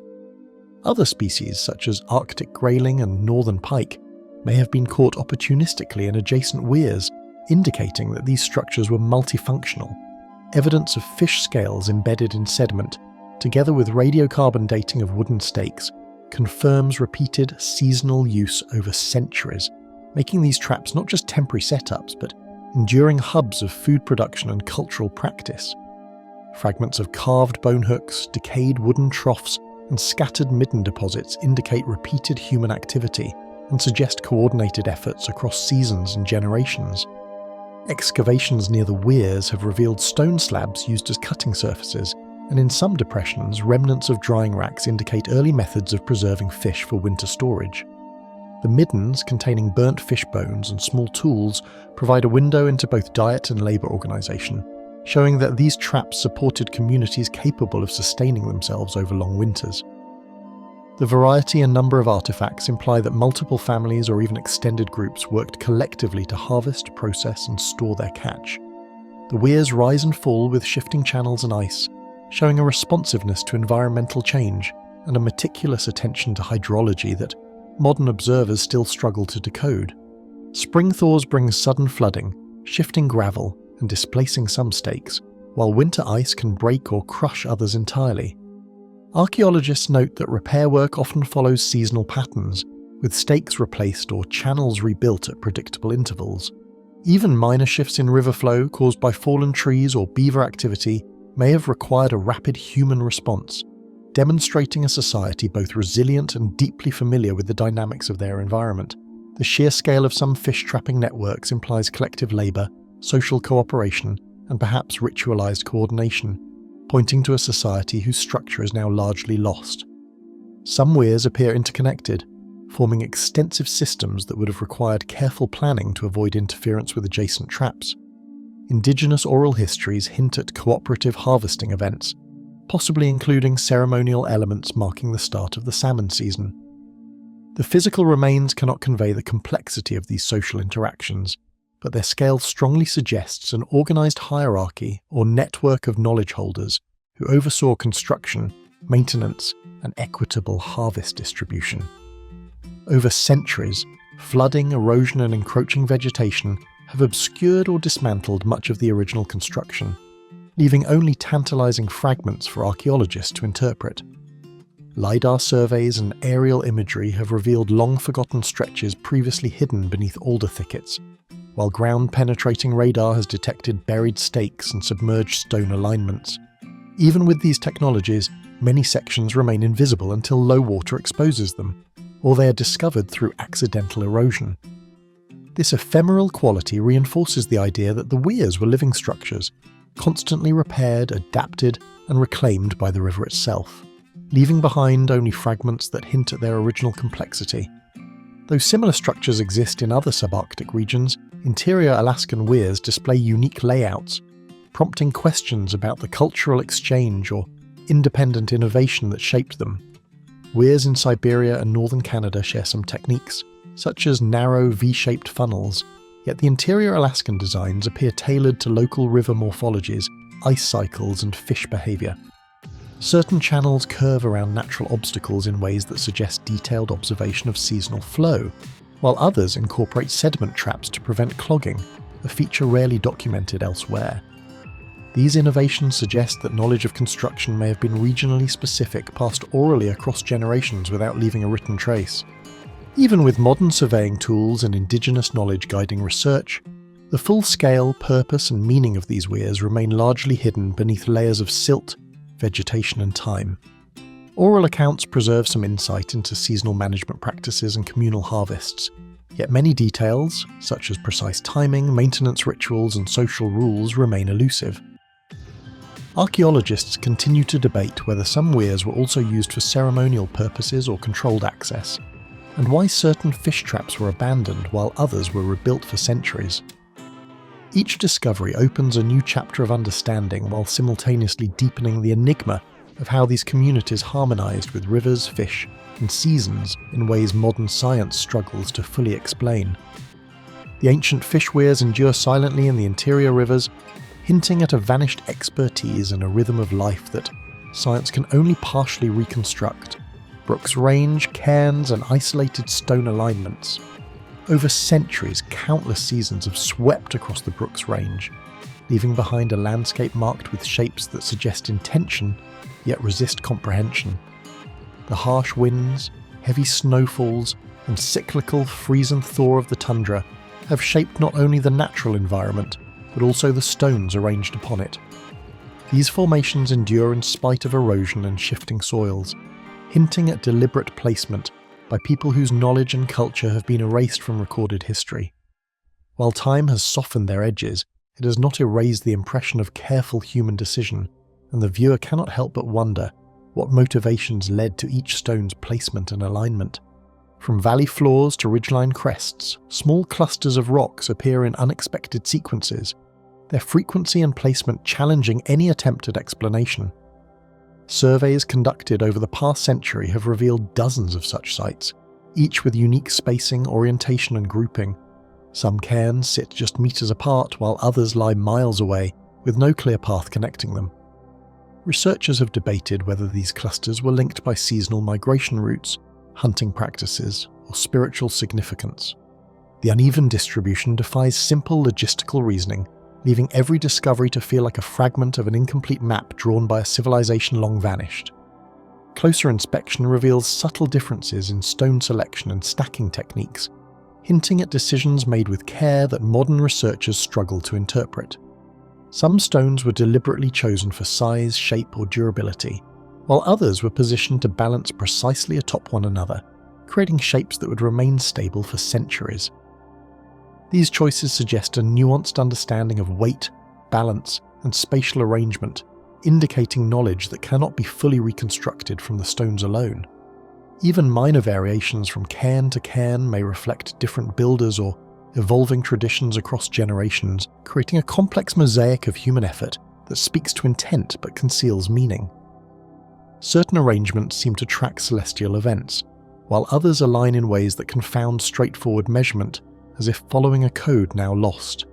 Sunlight at the solstices, moonrise, or star positions may correspond with particular lines or shapes, but the evidence is inconsistent. In some alignments, the angles match no known astronomical phenomenon, suggesting symbolic or ceremonial purposes beyond the purely observational. This ambiguity has led scholars to propose dual purposes: pragmatic tracking of the environment alongside esoteric functions, now obscured by time, leaving the true intentions tantalizingly beyond reach.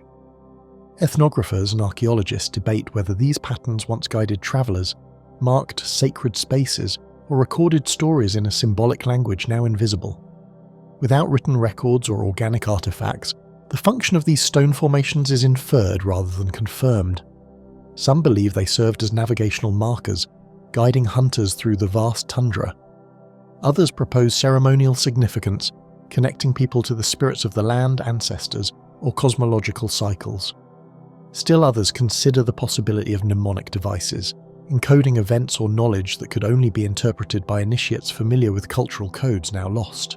Surveys are complicated by seasonal snow, shifting riverbeds, and the sheer remoteness of the sites, leaving large areas largely unexplored and undocumented. Fieldwork often requires weeks of preparation, with travel over rugged terrain by foot or small aircraft. Snow conceals the stones for much of the year, and riverbanks or landslides may have shifted original positions. This means that even well-documented sites may offer only partial views of the larger network. Each new expedition often uncovers previously unnoticed formations, emphasizing that what is recorded today may represent only a fraction of the original landscape of cairns.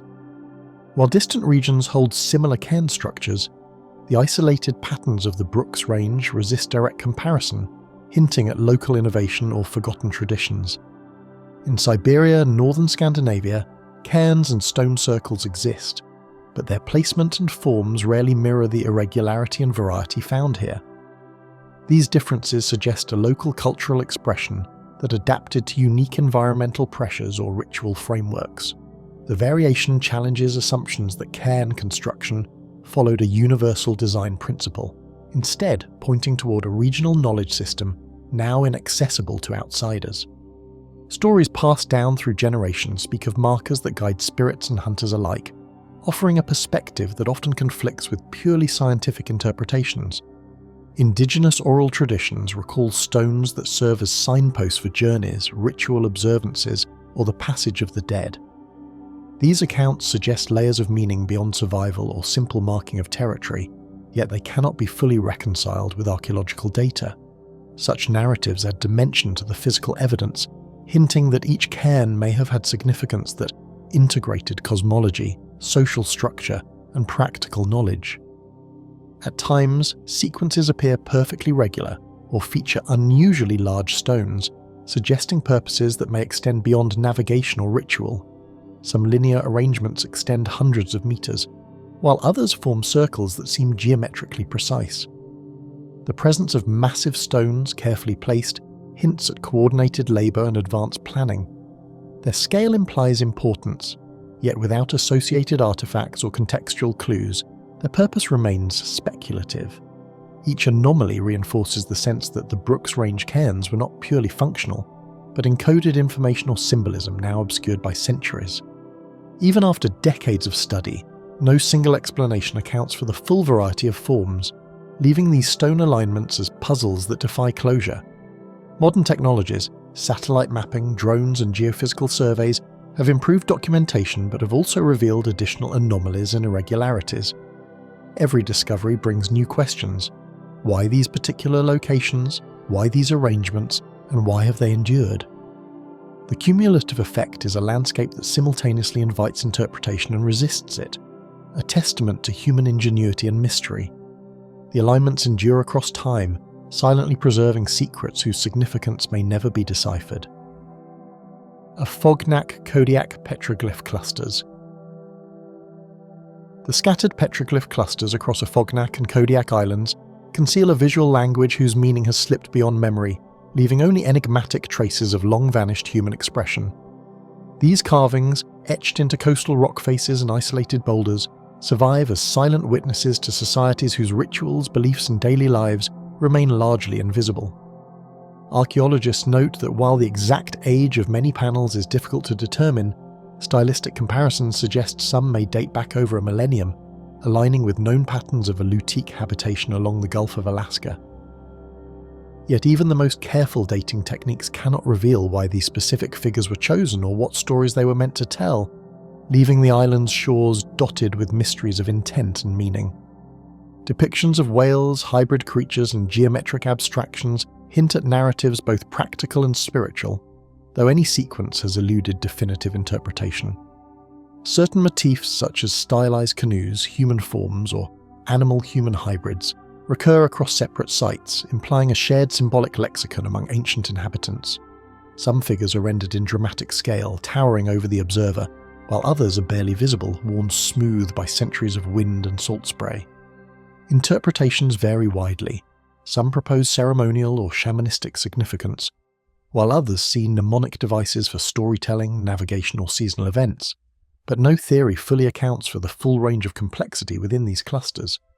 Close examination reveals deliberate pecking, scraping, and smoothing, evidence that each figure was carefully executed, requiring precision and knowledge of the stone's resilience. Researchers studying the carvings note that the artists would have needed sharp stone tools and intimate understanding of rock hardness to avoid fractures while maintaining clarity of design. Many panels show multiple layers of work, where initial outlines were refined or augmented, perhaps over the lifetimes of a single carver or across generations. The effort required suggests that these carvings were not casual or decorative, but rather undertaken with purpose, and likely imbued with cultural weight far beyond what is immediately apparent.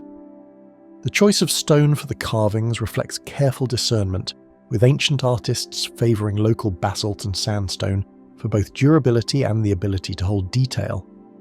Microscopic analysis shows traces of shell and bone tools, suggesting that a variety of implements were used to peck, scrape, and smooth the rock, each chosen for its specific effect on the surface.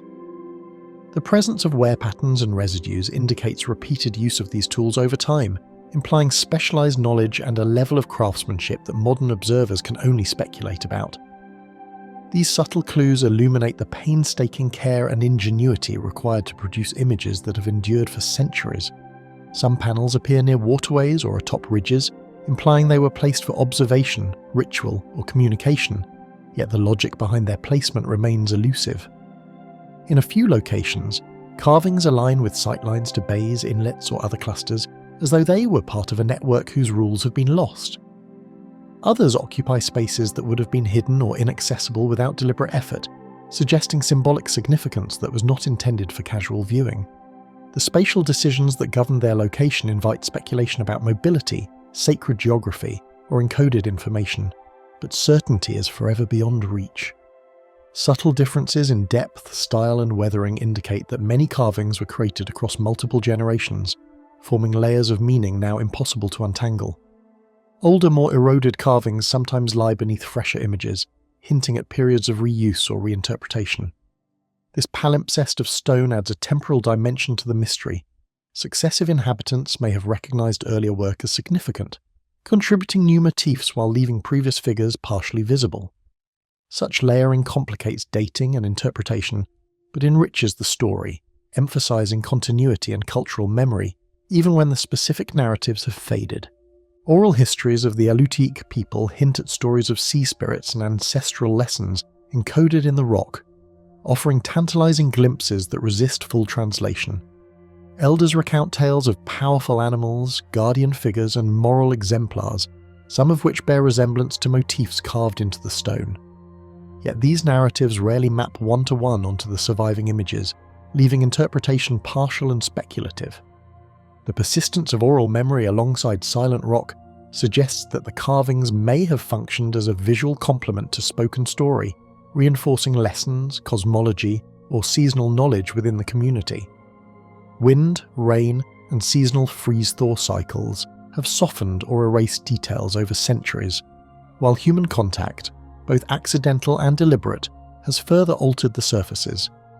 Moss, lichens, and salt spray obscure fine lines, and the brittle edges of certain carvings have chipped or flaked away, leaving only fragments of the original work.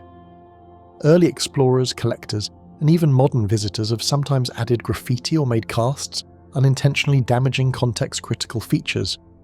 Each panel is a delicate balance of survival and erosion, the enduring figures suspended between the natural elements and human preservation efforts, their original messages vulnerable to permanent loss. While Kodiak's carvings share thematic echoes with those at Cape Alitak and other coastal sites, each cluster exhibits idiosyncrasies that defy direct cultural comparison. Motifs may repeat, but style, proportion, and emphasis vary, suggesting local innovation or adaptation. Some carvings exaggerate certain features, such as elongated arms or oversized animal heads, perhaps to emphasize specific traits or spiritual qualities. These distinctions hint at regional identity, individual artistic voice, or specific storytelling choices, underscoring that even within a shared cultural framework, creative expression remained dynamic and enigmatic. Modern technologies like 3D scanning and digital mapping can preserve the shapes and proportions, yet they reveal nothing about the symbolic intent behind each image.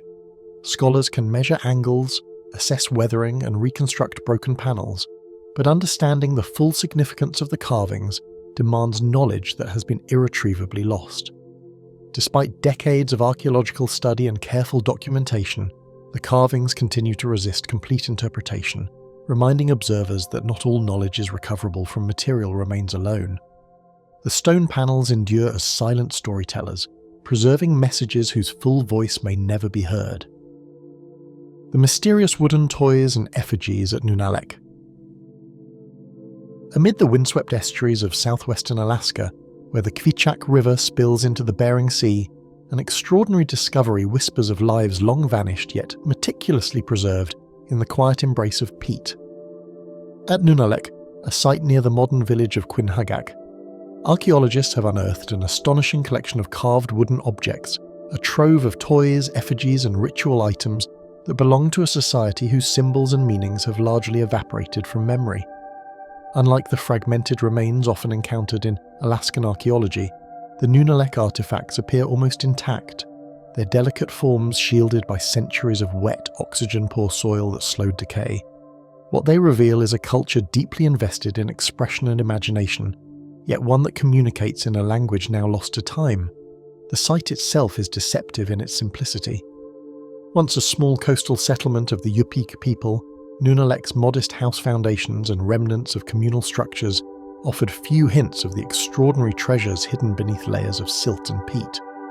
Excavations led by the University of Aberdeen and the National Park Service in the early 21st century revealed not just mundane objects, but an assemblage that suggests highly refined craftsmanship and a complex symbolic system.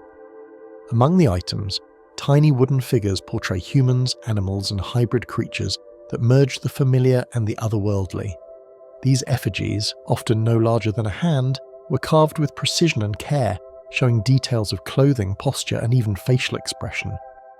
Scholars have noted parallels with known Yupik shamanic imagery, yet many forms defy easy categorization, hinting at beliefs or narratives that modern ethnography cannot fully reconstruct. The toys themselves remain perhaps the most enigmatic, blurring the line between play and ritual. Small sleds, miniature snowshoes and dolls appear alongside figurines of animals and spirit beings, implying that children of Nunalleq were not merely entertained, but also introduced to a codified system of cultural knowledge through these objects. One wooden doll, complete with articulated limbs, holds a tiny mask, and another is accompanied by a carved knife no larger than a finger. Archaeologists speculate that these items may have functioned both as playthings and as didactic tools, teaching young members of the community about hunting, spiritual practices, and social roles. The absence of written records, however, leaves interpretation tentative, and the precise stories these objects carried are now irrevocably obscured. The preservation at Nunalleq is extraordinary, largely due to the unique environment in which the objects rested for centuries. The peat's acidity, the consistent cold of the subarctic climate, and the lack of oxygen slowed microbial activity, allowing delicate carvings to survive when similar artifacts elsewhere in Alaska would have long disintegrated. Wooden paddles, hunting implements, and household utensils appear as though only recently discarded, their surfaces bearing tool marks, wear patterns, and traces of pigment that hint at decoration. In some cases, small tufts of human hair remain attached to dolls, suggesting the use of real hair in representations and perhaps invoking spiritual significance or personal identity. Each discovery challenges conventional assumptions about the ephemeral nature of organic material in ancient northern societies and opens a window into lives that modern observers can only partially reconstruct. The iconography presents another layer of mystery. Carvings of animals such as bears, foxes, and birds coexist with hybrid figures that combine human, bird, and fish traits in ways that resist straightforward interpretation. Some effigies appear to enact narrative sequences, with groups of figures arranged as if caught mid-motion, yet scholars have found no accompanying text or oral narrative that clarifies their purpose. Certain patterns etched into the surfaces of these objects suggest symbolic communication, perhaps related to shamanic rituals, seasonal cycles, or community lineage, but definitive correlations remain elusive. Even more puzzling are the rare items resembling masks or headdresses, which may have been worn during ceremonies or storytelling, but whose exact role is unrecorded in known Yupik tradition. The ambiguity of these forms underscores the fact that while the objects themselves survive, the knowledge that imbues them with meaning has been partially lost, leaving modern researchers to navigate a world half hidden behind centuries of silence. Beyond their spiritual and cultural dimensions, some artifacts raise questions about daily life and technological practices. Carved miniature sleds, for example, are modelled with astonishing accuracy, including runners, lashings, and miniature cargo. These models may have served as practice tools for children learning essential survival skills, or as symbolic representations used in ritual context to ensure successful hunting and travel. Wooden fishing implements, hooks, and miniature tools suggest an intimate understanding of the coastal environment, demonstrating knowledge of tides, fish behaviour, and animal patterns, Every item, no matter how small, reflects a society in which survival, ritual, and creative expression were inseparably intertwined, yet the precise connections between them remain a puzzle for modern archaeology. The discovery of Nunalleq also complicates assumptions about trade and contact. Certain wooden objects bear stylistic features uncommon in the immediate region, hinting at influences from other Yupik communities or even from Aleut or Inupiaq groups. Pigments used for decoration appear to have been derived from local minerals and plants, yet some colours and finishes suggest experimentation or the adoption of techniques not fully documented elsewhere in Alaska. These details point to a community both locally rooted and attuned to wider networks, navigating a complex cultural landscape along the Bering Sea coast. Every artifact recovered raises questions about how knowledge, symbolism, and craftsmanship travelled through these networks, and how much remains hidden beneath the peat and sediment yet to be excavated. Perhaps most haunting of all is the sense of intentionality embedded in the assemblage. Unlike objects discarded at random, many were found arranged in ways that suggest deliberate deposition.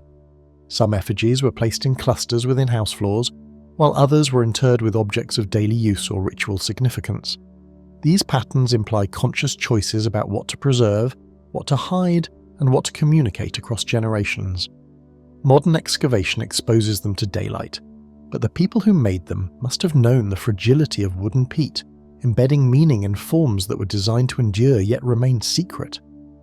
In this way, Nunalleq stands as a testament to a vanished worldview, a silent archive of human thought and imagination that challenges researchers to piece together stories from the fragments that time has not yet claimed.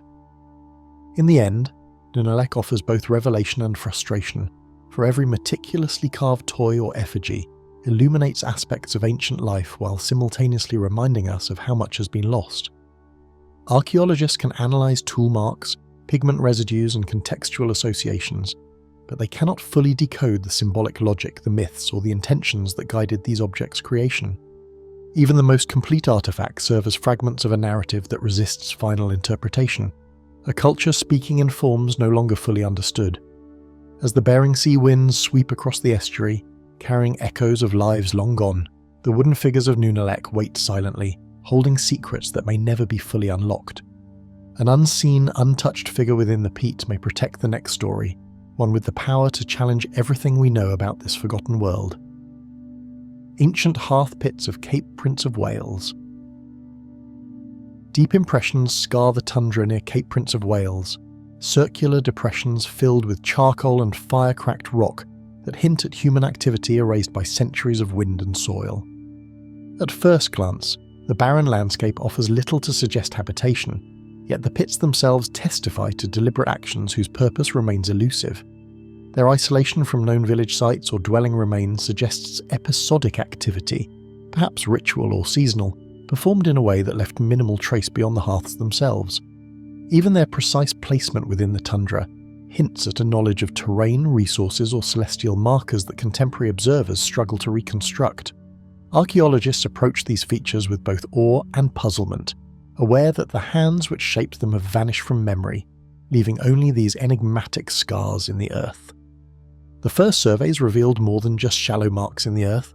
Careful excavation exposed pits exceeding 1 meter in depth, each layered with ash and fragments that resisted immediate explanation. Teams documenting the site counted dozens of hearths scattered across a modest area, some appearing in clusters while others stood alone, as if deliberately separated from one another. Excavation notes describe tightly packed strata of charcoal, sometimes interspersed with small stones or fragments of burned bone, suggesting repeated use over decades or centuries. Unlike typical domestic hearths, these pits lack associated refuse pits, storage features, or post holes for permanent structures, deepening the mystery of who used them and why.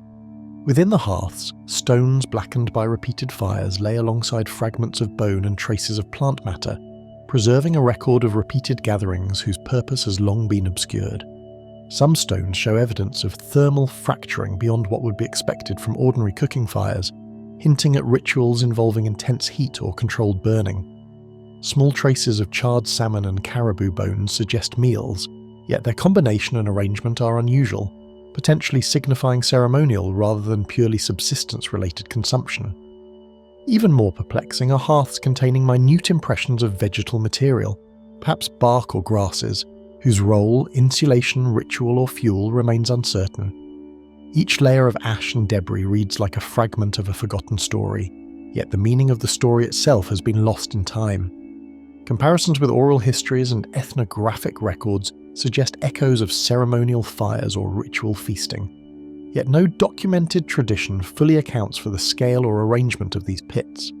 Some scholars have proposed that the hearths relate to seasonal gatherings, shamanic ceremonies or rites of passage, citing similar practices among Yupik and Inupiaq groups. However, these analogies remain tentative. The depth, clustering and sheer number of pits at Cape Prince of Wales differ markedly from better understood ritual sites elsewhere. Local narratives, though rich with accounts of hunting expeditions and communal gatherings, provide little guidance for interpreting these isolated fire features, leaving them suspended between known culture and archaeological enigma. Elsewhere along the Bering Strait, archaeologists have noted episodic hearths and temporary fire sites, but none match the depth and isolated positioning of those clustered here on the peninsula. On Little Diomede Island and along the northern Seward Peninsula, shallow fire pits often accompany dwelling remains or storage pits, firmly linking them to daily life. In contrast, Cape Prince of Wales presents hearths that appear almost ceremonial in their deliberate isolation, yet lacking obvious ritual paraphernalia. Some hearths are nearly identical in shape and diameter, suggesting repeated replication of an unknown standard, while others deviate, hinting at variations in use or symbolic intent. These contrasts provoke questions about regional patterns of habitation, ritual practice, and community organisation during the prehistoric era. Seasonal winds sweep across the barren tundra, and the proximity to migratory game and coastal waters may have dictated brief but intensive occupation of these spots, leaving permanent settlements conspicuously absent. Winter gales would have made prolonged habitation difficult, yet the effort required to dig and maintain these deep pits suggests a purpose compelling enough to justify temporary occupation in harsh conditions. Archaeologists speculate that hunters or shamans may have converged on these hearths for specific times of year, coordinating with animal migrations or celestial cycles. The harsh, open environment amplifies the sense of isolation, emphasizing how human intention is imprinted upon a landscape that now seems empty, yet once pulsed with transient activity. Radiocarbon analysis of charcoal layers places the use of these pits across centuries, yet variations in depth, burn patterns, and material deposition continue to defy straightforward interpretation. Some pits show evidence of repeated fire cycles separated by decades, while others appear used intensely over a single season before abandonment. Stratigraphic analysis reveals layering inconsistent with ordinary domestic fires, suggesting deliberate clearing or ceremonial renewal. Even the most precise dating techniques cannot reveal the motivations of those who dug, built, and tended these hearths, leaving scientists to infer patterns from fragments of burned organic matter and subtle alterations of soil and stone. Every hearth, meticulously constructed, speaks of fire and community, of purposeful rituals or meals, while the people and stories behind them remain lost to time.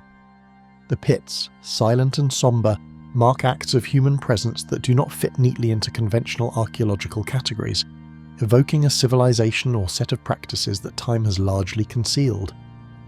Observers are left with the impression of a society that understood the landscape intimately, yet chose to leave only these enigmatic traces as testimony to its presence and purpose.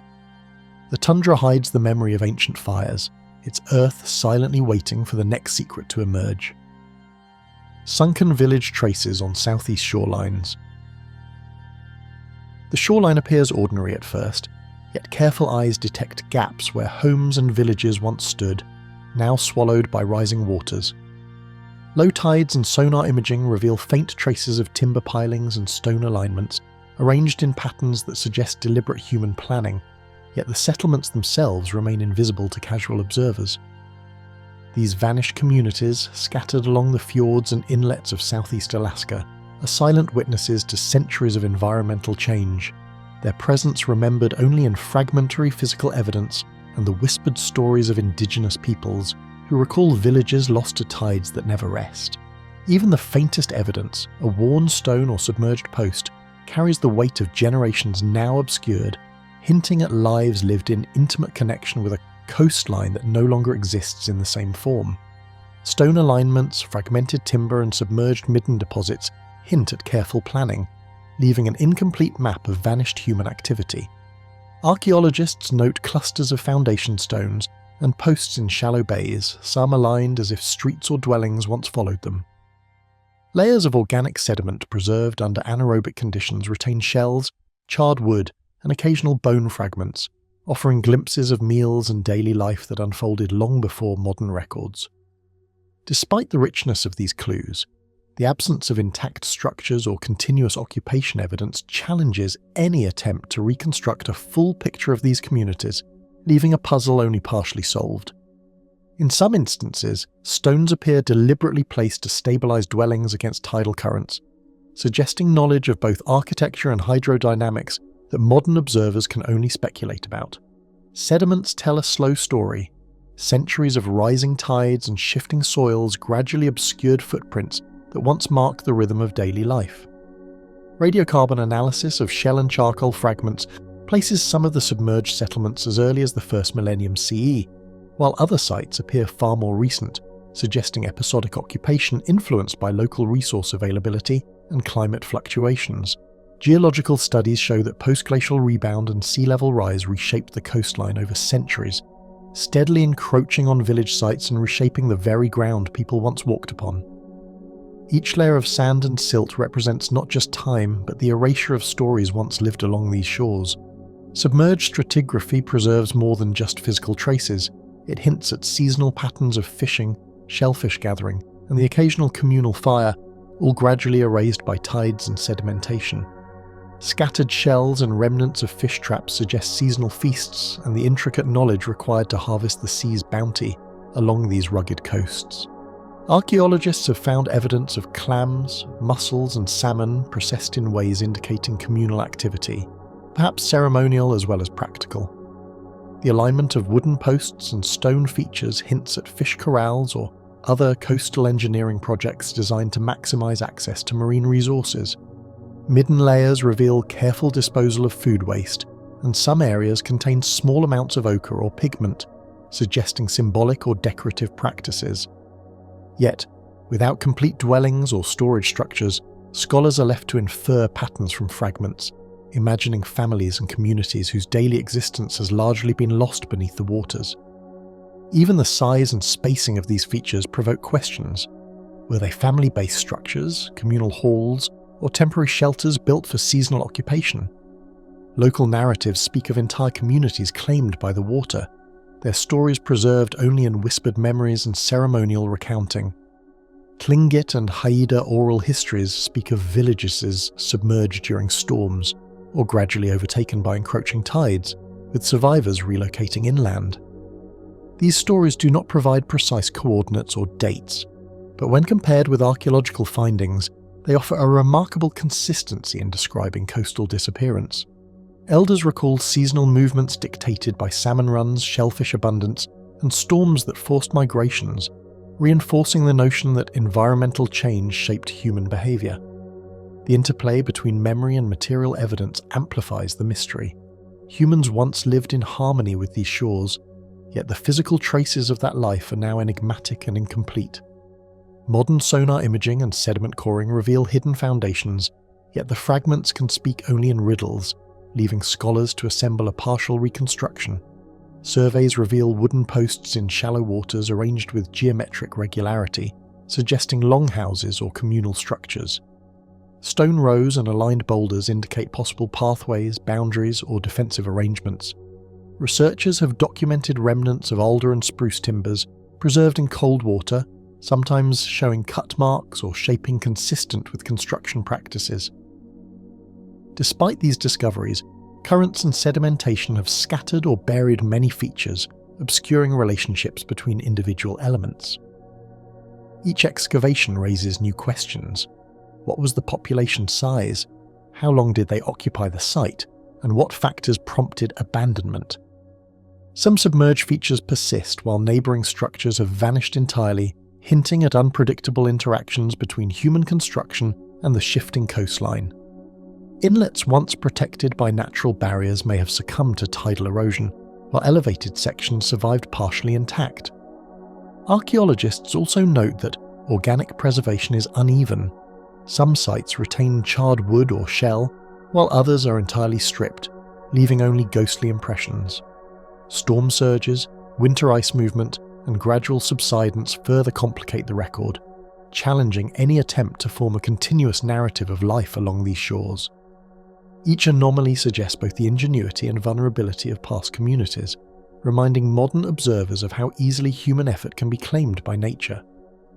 The remains of these lost communities testify to the ephemeral nature of human life, always subject to the power of environmental forces. Each post, stone, and fragment of midden is a testament to resilience and ingenuity, yet also to impermanence. The vanished villages of southeast Alaska reflect a history of adaptation, survival, and loss, where culture and daily life were intimately tied to a dynamic and sometimes unforgiving coastline. What remains now is a layered story of humans, tides, and time, visible only to those willing to look beneath the surface, piecing together a narrative from the fragments left behind.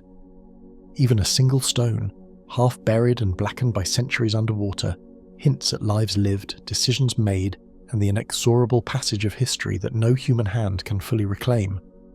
Underwater, entire settlements may remain unseen, their stories preserved in sediment, poised to emerge once again. Tlingit and Unangak sky beast traditions, Thunderbird large sky phenomena. At twilight, when the clouds stretch across jagged peaks, the sky sometimes appears alive with movement, a spectacle recorded in Tlingit and Unangak's memory as the flight of thunderbirds. Elders recount evenings when the horizon itself seemed to convulse with energy, shadows sweeping across mountains and fjords, accompanied by thunderous sounds that left animals and humans alike in silent awe. These are not merely tales of myth, for each account carries precise details: the direction of flight, the sudden flash of light, the cadence of sound. Though centuries have passed, the repetition of these stories across generations suggests a persistent memory of something extraordinary, a phenomenon that occupied the skies above Alaska long before written records could capture it. Even the faintest recollection, a whispered account by a village elder, evokes the sense of a sky alive with power, a place where natural and supernatural forces intersect. According to elders, enormous birds cast shadows across mountains and valleys, their wings producing roaring claps like distant storms, sometimes trailing streaks of fire from the heavens. In Kotzebue Sound, narrators describe a creature whose wingspan eclipsed entire ridges, while in southeast Alaska, the thunderbird is said to appear at the height of violent summer storms, seemingly riding the wind and commanding lightning to strike at will. Oral traditions record these appearances not as one-time events, but as recurring phenomena, suggesting that ancient peoples observed patterns, timings, and behaviours in the sky long enough to encode them in cultural memory. Accounts often include smaller companions, birds or spirits that accompany the thunderbird, adding complexity to the observed events and hinting at a cosmology woven directly from the sky itself. Stories describe creatures larger than any known bird, their forms shifting between feathered and ethereal, sometimes glowing with an inner light, sometimes striking with bolts that left scorched earth or fire-marked trees. Observers reported sounds that seemed to come not from clouds, but from the creatures themselves, low rumbles that resonated through the valleys. In some accounts, the sky beasts are accompanied by rainbows or shimmering auroral glows, blending natural phenomena with experiences that defy conventional explanation. Some elders insist the creatures could appear silently, moving faster than the eye could track, while others claim the wing beats themselves produced gusts strong enough to bend trees. The detailed attention to form, scale, and behaviour in these narratives suggests that these were not merely allegorical creatures, but representations of events or phenomena whose reality was compelling to those who witnessed them. Researchers have suggested everything from rare raptors and migrating birds to meteor showers, ball lightning, or atmospheric plasma, yet no explanation fully accounts for the combination of size, sound, and luminosity recorded in these accounts. Thunderstorms can produce sudden flashes, booming thunder, and wing-like cloud formations, yet the descriptions often include unusual features, singular creatures, coordinated flight, or persistent glowing forms. Auroras can illuminate the night sky, but they do not create shadows on the ground or simulate the enormous winged shapes reported. Even meteor events fail to account for the recurring patterns described across different regions and seasons. Each attempted scientific analogy illuminates part of the phenomenon, but leaves critical elements unexplained, suggesting that these reports might preserve encounters with rare or unknown atmospheric events. Early explorers and ethnographers noted similar reports, transcribed with awe and sometimes disbelief. In the late 19th century, observers travelling the southeastern archipelagos recorded stories of giant birds of fire whose wingspan dwarfed any known species, and whose sudden appearances coincided with storms that seemed to follow their flight. In Kotzebue Sound, a visiting ethnographer noted that elders spoke of the thunderbird whose wing beats rattle mountains, and recorded strikingly consistent details across villages separated by dozens of miles. Such accounts reveal a remarkable continuity, suggesting that these events were witnessed repeatedly over centuries, preserved in oral tradition even as populations moved, climates shifted, and coastlines changed. In Tlingit art and ceremonial regalia, the thunderbird is both guardian and harbinger, a creature whose image embodies power, protection, and connection to the unseen forces of sky and storm. Totem poles depict enormous wings, curved beaks, and piercing eyes, often surrounded by symbols representing lightning, clouds, or water. Ceremonies sometimes invoked the thunderbird to bring rain or storms, or to explain natural disasters, reinforcing the creature's integral role in cultural and spiritual life. The presence of consistent iconography across regions suggests a shared understanding of sky phenomena, encoded visually and ritually, that blends observation with symbolic meaning. Scholars note that some motifs show minute differences that may reflect regional sky events or variations in perception, implying that these narratives contain subtle observational data alongside mythological interpretation. From Kotzebue Sound to the southeastern archipelagos, narratives reveal recurring seasons, flight directions, and behaviours, yet some accounts defy natural logic, hinting at phenomena unseen by modern observation. Some thunderbirds were said to vanish into thin air, only to reappear at unexpected locations hundreds of miles away. Others were reported in daytime skies during clear weather, accompanied by audible thunder or sudden temperature drops. These anomalous elements, repeated across generations and separated by geography, suggest that observers perceived something unusual enough to encode consistently, even if the precise nature remains undecipherable. Whether these stories preserve actual events, metaphorical truths, or something in between, they speak of a sky that retains secrets, vast, unpredictable, and unmeasured by human instruments. The oral histories, artistic depictions, and ethnographic records collectively suggest that ancient peoples perceived a layer of reality in Alaska's skies that modern science has yet to fully describe or understand. Even today, pilots, sailors, and hikers report fleeting glimpses of unusual aerial phenomena that defy easy categorization, echoing centuries-old accounts. The mystery persists because the sky is mutable, elusive, and immense, and because human perception has always struggled to capture the full scope of such extraordinary events. And even today, when storm clouds gather over Alaska's peaks, the air seems to tremble with echoes of creatures whose existence science has yet to confirm. The vanishing hunters of the Noatak Plateau. The hunters loaded their sleds with dried meat and tools, scanning the horizon for caribou, unaware that the land itself might soon claim them.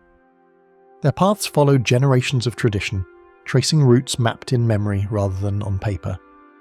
Each expedition carried the confidence of skill and knowledge honed over decades, yet there was an underlying tension, a sense that the plateau demanded respect beyond mere preparation. Families watched them depart, noting the careful arrangement of supplies and the meticulous selection of hunting dogs, fully aware that some hunters never returned. Over centuries, these disappearances became a quiet, haunting constant, a mystery entwined with the rhythm of life in the Noatak Plateau. Voices long silent still echo in the stories passed down by families, recounting groups who vanished while crossing rivers or climbing ridges, leaving only questions behind.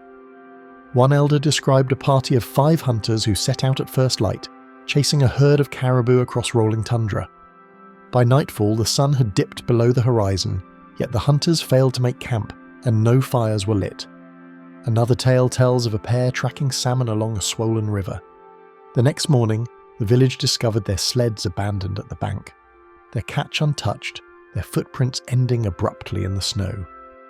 These narratives are remarkably precise, preserving names, ages, and the intended route, suggesting that the disappearances left a deep imprint on memory, maintained through the meticulous practice of oral history.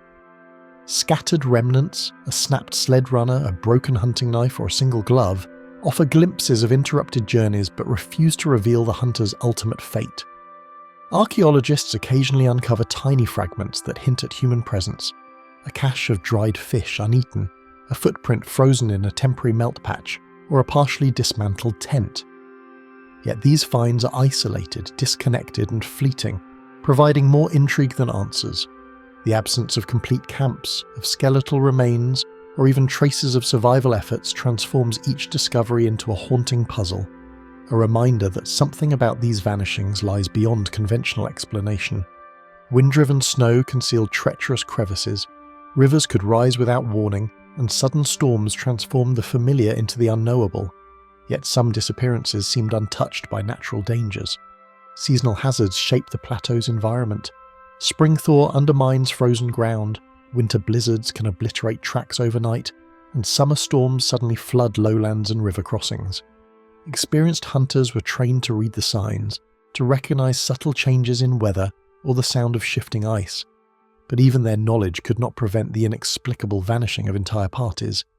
These episodes challenge the expectation that skill alone ensures safety, suggesting that the plateau holds a set of unknown variables that remain unrecorded by science.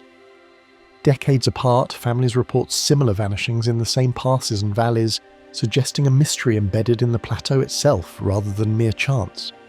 Patterns emerge across generations.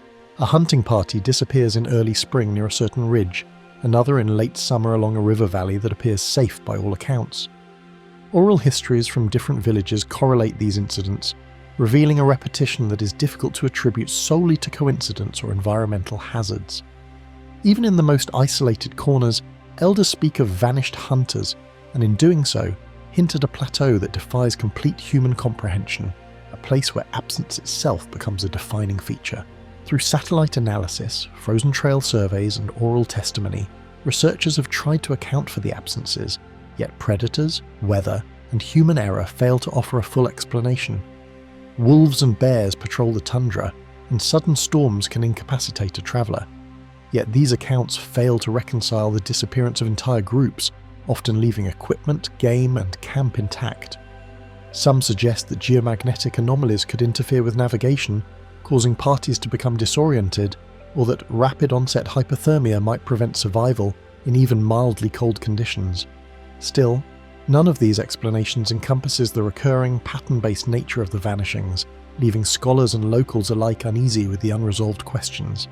Communities adapted their hunting routes and seasonal plans around the vanished parties, creating rituals and taboos that both honoured the lost and sought to avoid repeating history. Certain valleys and passes were avoided for decades, and young hunters were trained in alternative routes, taught to respect not just the environment, but the memory of those who disappeared. Offerings were left at specific points along travel paths. Small fires or carved markers served as reminders that the land itself demanded deference. These practices blurred survival strategies with ritual acknowledgement, a recognition that the Noatak plateau held forces that could neither be predicted nor controlled. Even with modern equipment, the plateau yields only fragments, a boot print in thawing snow, a partially buried tent pole, or a lone sled track that disappears as if erased intentionally. Recent expeditions with GPS trackers, aerial drones, and infrared cameras have penetrated areas once deemed inaccessible. Yet they too return with inconclusive findings. Each new fragment sparks intrigue rather than closure, and locals remain wary of recounting the details too precisely, preserving the tension between empirical observation and the inexplicable nature of the disappearances. The plateau, vast and silent, continues to challenge understanding, reminding all who traverse it that some truths lie beyond documentation or prediction. On the broad expanse of the Noatak plateau, hunters long vanished left trails now erased, their fate known only to the silent land that claimed them. Glacier Bay's ice-preserved remains an anomalous gear. The ice revealed its secrets slowly, as a fragment of woven hide and a polished tool emerged from a glacier crevasse, hinting at human activity long erased from memory. Researchers crouched at the edge, brushing away frost and debris, astonished by the condition of objects that had endured centuries of cold and pressure. A few meters away, another pocket of ice gave up a partial skeleton, bundled in moss and carefully wrapped furs, alongside a cluster of small tools whose purpose could only be guessed. Glacier Bay, with its labyrinth of fjords and receding glaciers, had preserved a tableau of human life frozen in suspended time, offering glimpses into a past that science has yet to fully comprehend. Layers of frost-encased carved harpoon heads, leather moccasins, slender wooden implements, and tiny ornamental objects, each retaining minute details that suggest a sophistication beyond initial expectations. Polished ivory points glimmered faintly in the filtered light, while delicate tools of bone and antler displayed wear consistent with repeated use. Small fragments of woven fibres, carefully stitched clothing and miniature personal items hinted at daily life, yet none fully revealed the purpose or origin of the people who had crafted them. Among the most puzzling were tiny carved boxes and figurines whose function remains debated, appearing ceremonial yet functional, an enigma that draws both anthropologists and indigenous knowledge holders into speculation. Preliminary radiocarbon tests placed some items centuries earlier than surrounding sites, leaving scholars puzzled over the seeming discontinuity in human activity across the region.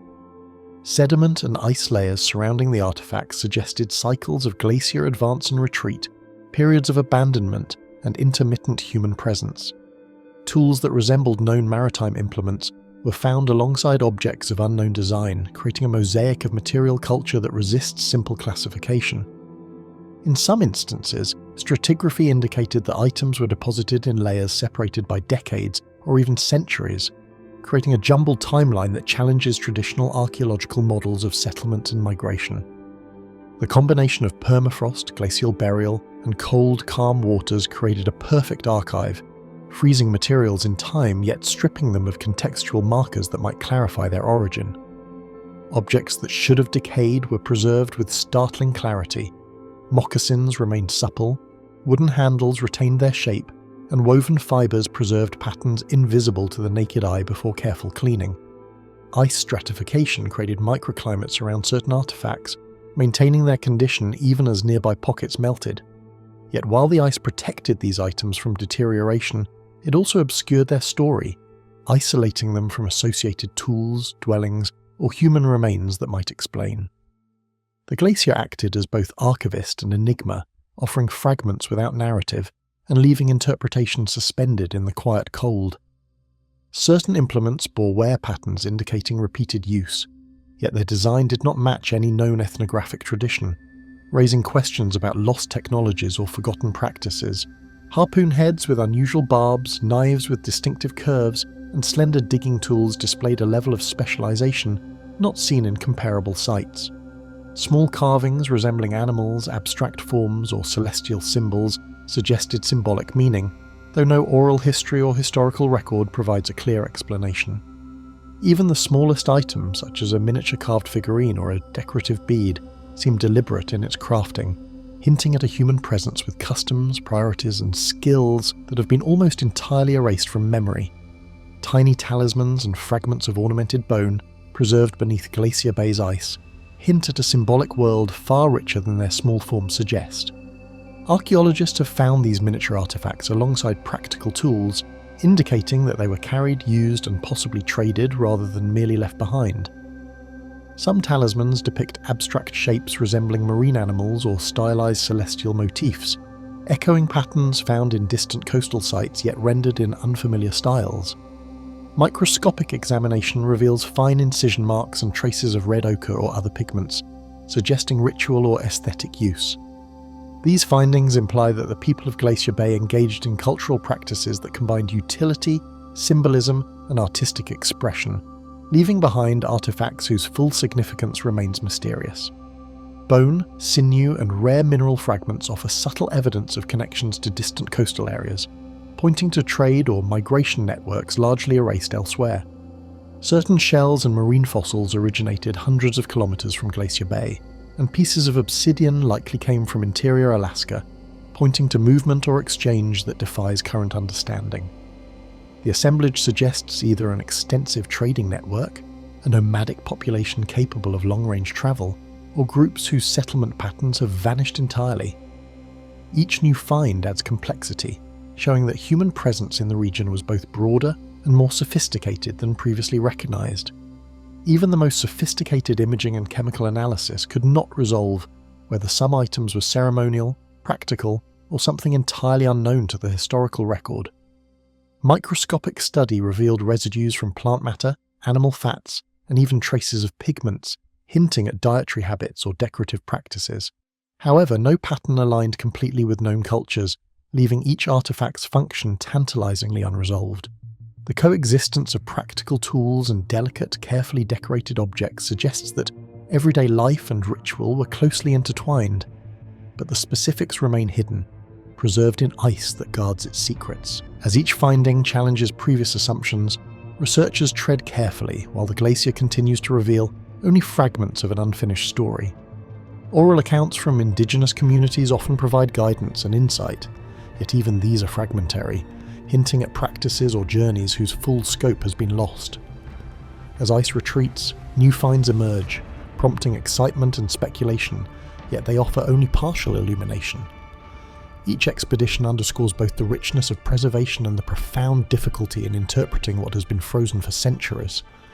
The glacier's silent expanse challenges assumptions and reminds those who explore it that some histories remain forever beyond recovery.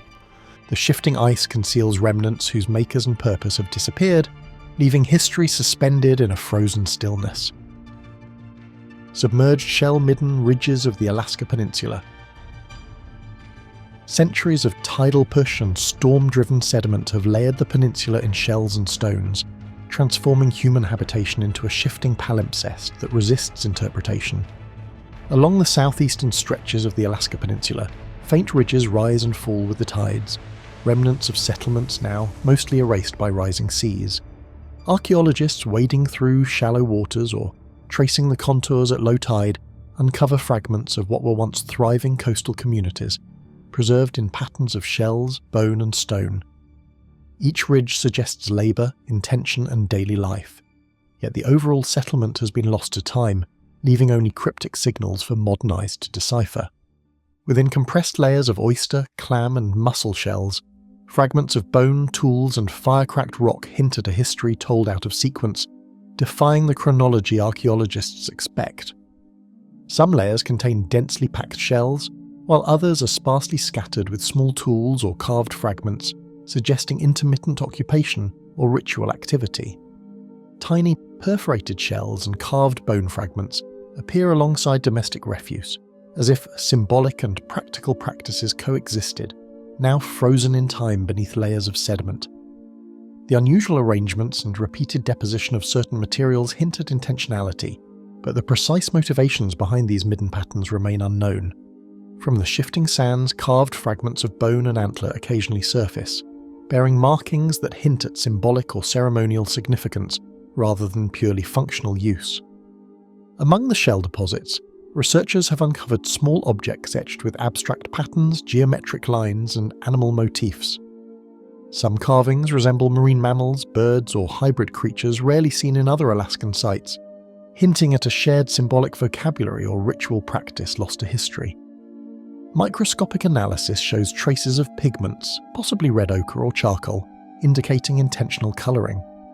These items are often found in association with high-density shell layers, suggesting that certain feasts or gatherings might have included symbolic acts intertwined with daily subsistence. Their presence adds a layer of cultural depth to the middens, showing that even ephemeral coastal settlements expressed complex thought and belief. Indentations in stone and arrangements of midden debris suggest routines, repeated gestures and seasonal patterns, yet the overall picture remains tantalizingly incomplete. Hearth impressions, shallow depressions and aligned stone placements imply spaces used for cooking, social gatherings or tool preparation. Fish vertebrae, mammal bones and mollusk shells in particular clusters suggest targeted consumption, yet the presence of exotic items, obsidian flakes, carved ivory, and non-local shells complicates the narrative. These traces speak of a community intimately connected to its environment, while simultaneously reaching beyond it, yet the details of those interactions are obscured by centuries of erosion and tidal shifts. Storm surges, permafrost thaw, and relentless tides continually reshape the middens, sometimes exposing new sections, sometimes swallowing evidence before it can be studied. High-energy tides redistribute shells and stones, while thawing permafrost can destabilize buried layers, displacing artifacts or mixing them across temporal boundaries. Each new winter storm, each shifting channel threatens to erase traces of human life before they can be catalogued, leaving archaeologists racing to document what emerges. In this landscape, natural forces act as both preserver and destroyer, turning the middens into fragile archives whose contents are only partially accessible at any given moment. Obsidian shards, carved bones, and non-local shells suggest distant travel or trade, hinting at networks of human movement now largely forgotten. Some obsidian flakes trace back to sources hundreds of kilometers inland, while certain shell types are native to faraway coastal waters. These anomalies imply travel, exchange, or communication across substantial distances, yet no consistent routes have been reconstructed. The presence of these materials transforms middens from mere waste heaps into markers of human ingenuity, mobility, and connection, leaving tantalizing evidence of networks now invisible beneath the water and sediment. Concentrations of oversized bivalve shells and worn grinding stones beneath the tides hint at community activities, possibly involving trade, ritual, or extensive food processing. These unusually robust shells appear alongside tools showing extensive wear, including mortars, pestles, and hammerstones, whose dimensions exceed those commonly found at other sites. Some stones bear polish or striations that indicate repeated use, while certain shells appear curated rather than discarded randomly, possibly as markers, offerings, or part of long-term storage strategies. Radiocarbon dating of associated charcoal fragments suggests these layers represent episodic events spanning centuries, creating overlapping signals that challenge attempts to reconstruct settlement patterns. This combination of specialized tools, curated shells, and episodic deposition implies the presence of organized social behaviors, long-term planning, and cultural norms now lost to history. Radiocarbon dating and stratigraphic surveys provide pieces of the puzzle, yet anomalies in layer sequence and unexpected artifact placement leave the story unresolved. Certain shells and bones yield dates centuries apart from their surrounding matrix, and repeated deposition of similar materials over time obscures the chronology. Soil and sediment analysis offers glimpses into past climate, vegetation, and sea levels, yet fails to fully reconcile how humans moved, settled, and abandoned these ridgetop sites.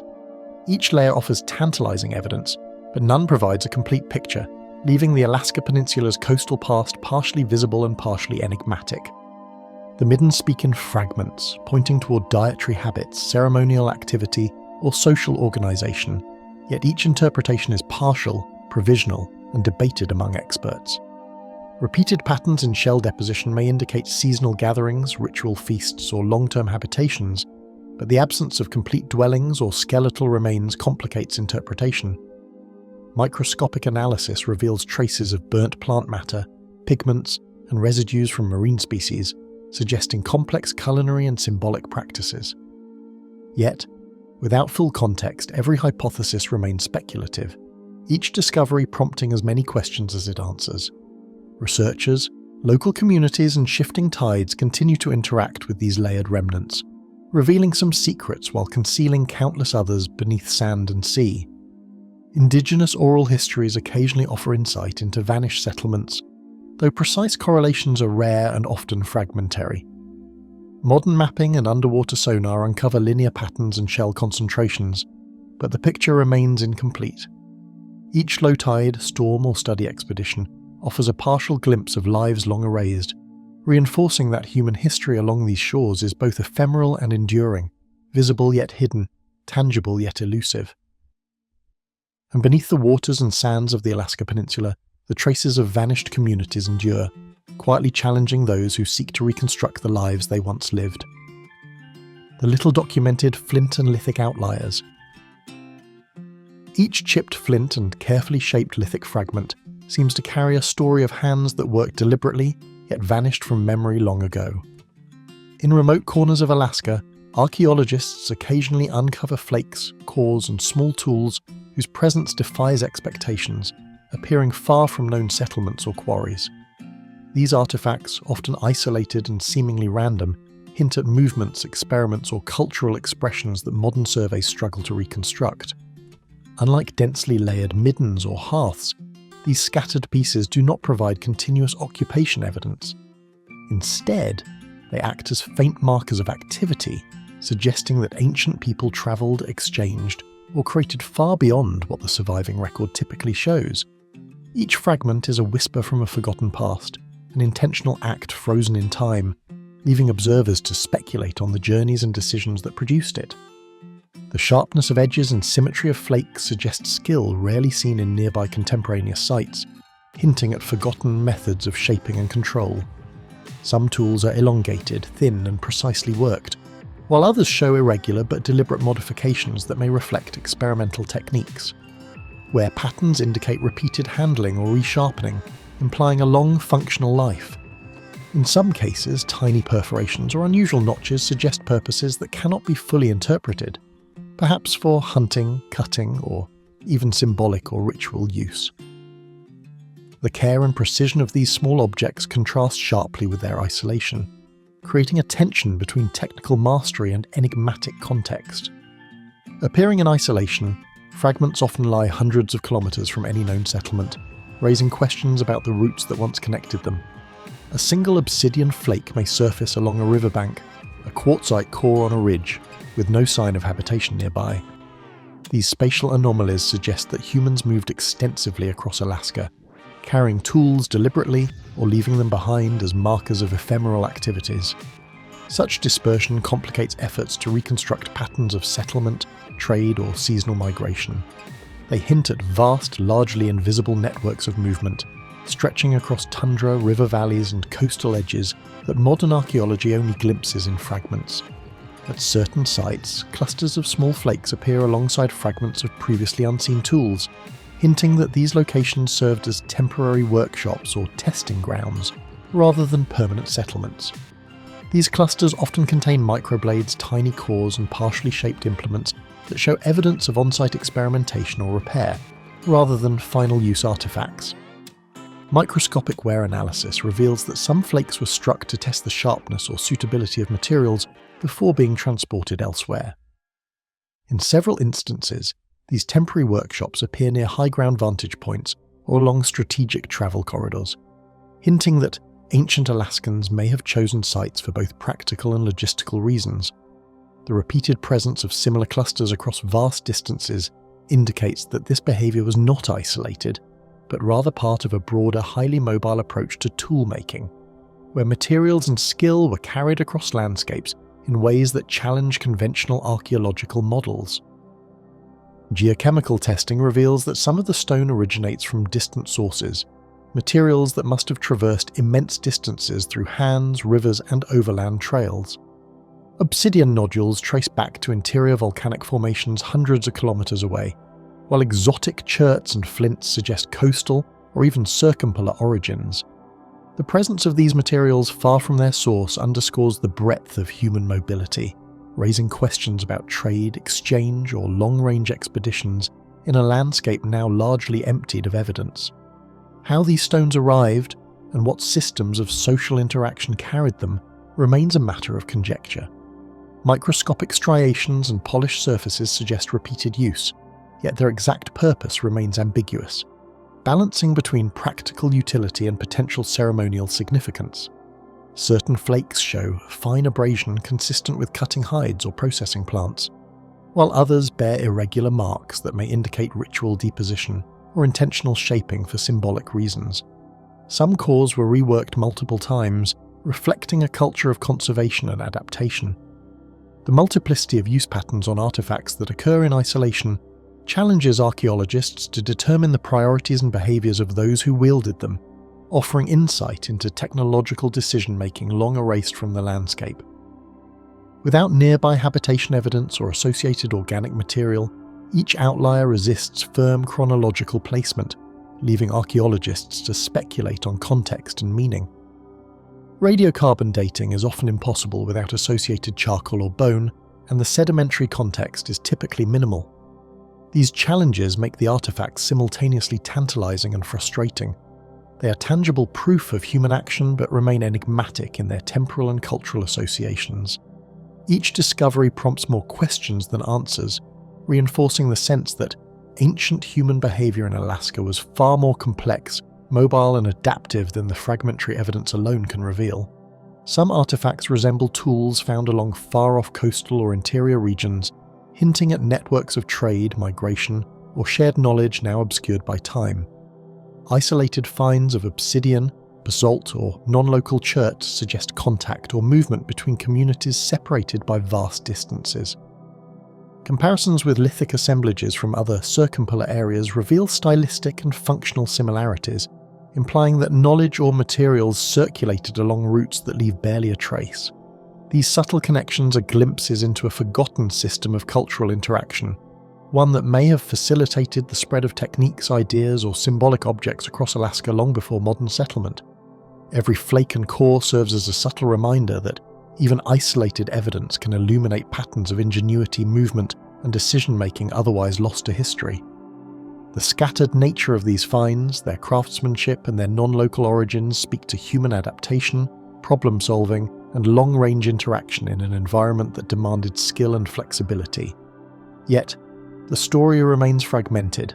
Each discovery offers tantalizing hints but no definitive narrative. These artifacts endure as traces of a forgotten past, bridging the gap between what is visible and what has been irretrievably lost. These rarely documented stones, found throughout Alaska, stand as silent markers of journeys and expertise whose meaning may remain forever hidden. Ancient sea wolf and hybrid creatures in northwest oral traditions. Stories speak of creatures neither fully wolf nor entirely sea-bound, their forms shifting in the memories of elders and the cadence of coastal song. Along the shores and river mouths of northwest Alaska, oral traditions recount animals whose behaviours and appearances defy classification, blending the terrestrial and marine in ways that modern science struggles to explain. Among the Tlingit, Unangaks and Inupiaq peoples, these tales describe beings that moved fluidly between ice, water and land, hunting, observing, and sometimes interacting with humans in ways both perilous and enigmatic. The repeated presence of these creatures in stories passed down through generations suggests that they were more than mere allegory. They may represent encounters, recollections, or warnings rooted in observation, yet the evidence remains fragmentary and tantalizingly incomplete. In Tlingit and Unangak's narratives, these hybrids are often described with fur dampened by salt water, eyes glinting with intelligence, and a presence that unsettled both hunter and whale alike. Elders recount the creature's behaviour as purposeful and unpredictable, stalking both human and animal prey while sometimes appearing to communicate or observe with a knowing gaze. In certain stories, the sea wolf emerges at high tide, slipping silently among ice floes and kelp beds, vanishing just as quickly when approached. These oral accounts preserve detail in subtle ways, encoding ecological knowledge, hunting caution, and the rhythms of coastal life, while simultaneously describing something that cannot be easily classified or verified. Accounts vary from wolves with webbed paws to predatory forms combining seal, bear, or bird, leaving listeners uncertain whether the stories recount observation, warning, or metaphor.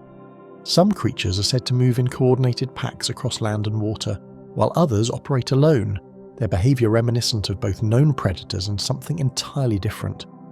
Features like bioluminescent eyes, unusually large paws, or elongated limbs appear in multiple reports, suggesting either a shared imaginative motif or perhaps encounters with anomalous individuals or extinct species. These descriptions defy easy comparison with current fauna, giving the impression that the oral tradition preserves a memory of ecological or biological phenomena that no longer exist. According to certain researchers, these narratives could encode memories of large extinct marine mammals or extraordinary wolf packs that thrived along the shoreline. Fossil evidence from Alaska's northwest coast indicates that several species of pinniped, bear, and even canid once thrived in environments and numbers different from today. Anomalous predation patterns or unusually bold behaviour by known species might have inspired stories that were later stylized into hybrid forms. While no hard evidence has confirmed the creature's literal existence, the combination of oral detail, ecological plausibility, and isolated fossil or track finds keeps the question alive. Unusual evidence surfaces in local accounts, odd tracks along tidal flats, partially chewed bones, and fur caught in driftwood, that defies contemporary understanding. Ethnographers and biologists working in the region have documented instances where elders pointed out tracks that combine claw marks typical of wolves with elongated impressions resembling flippers or webbing. Skeletal remains of hunted or scavenged animals sometimes show punctures and gnaw patterns inconsistent with known predator species, suggesting a predator with unusual hunting strategies. In a handful of accounts, fur or hair samples were collected and examined, but no definitive species match could be determined, leaving these traces enigmatic. These tangible remnants, though rare, provide a bridge between oral narratives and the physical world, hinting at interactions between humans and animals that do not fit conventional ecological knowledge. Beyond literal interpretation, these creatures inhabit ceremonies and cautionary tales, embodying lessons about survival, respect for the sea, and the fragile boundary between human and wild. Among coastal peoples, sea wolves serve as moral and practical guides, illustrating what happens when humans disrespect hunting rules, overstep ecological boundaries, or fail to honour spirits of the land and sea. Ritual masks, dances, and storytelling events often incorporate hybrid features, fur, fins, claws, to reinforce the presence of these beings in cultural memory. Through myth and practice, the creatures are both warnings and teachers, bridging tangible environmental understanding with abstract spiritual principles. Reports and stories concentrate along the Kotzebue and Norton Sounds, yet isolated mentions reach as far south as southeast Alaska, hinting at a wider network of knowledge and warning. The geographic spread of the accounts suggests that while local conditions shaped particular variations, a shared conceptual framework of hybrid predators or spirits existed across the region.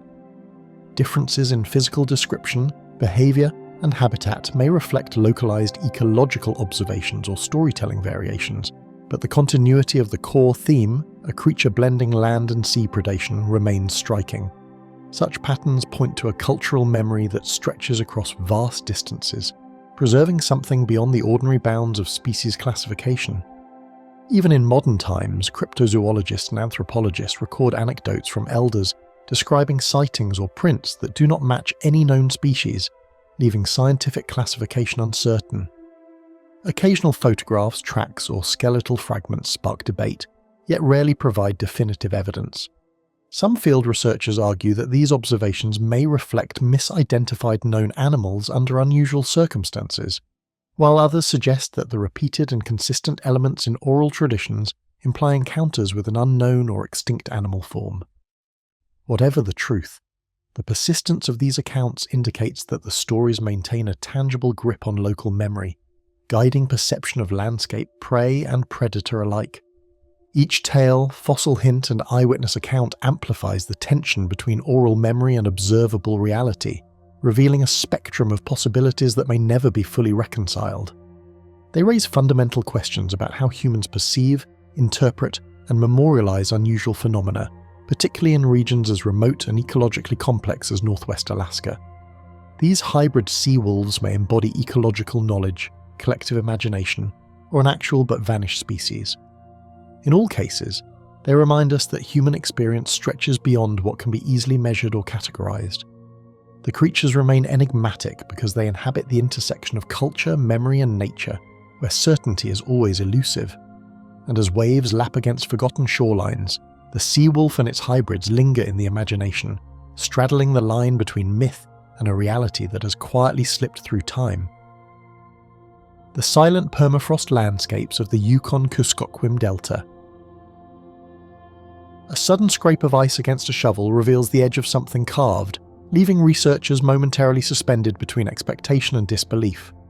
The Yukon-Kuskokwim Delta, with its vast stretches of frozen peat and permafrost, conceals layers of human activity that have resisted discovery for centuries. excavations have revealed wooden objects, remnants of structures, and small artifacts embedded in frozen soil, yet none fit neatly into known settlement patterns. In areas that should have yielded only sterile earth or debris, fragments of a culture long forgotten emerge, hinting at societies that thrived in isolation or employed techniques entirely lost to modern understanding.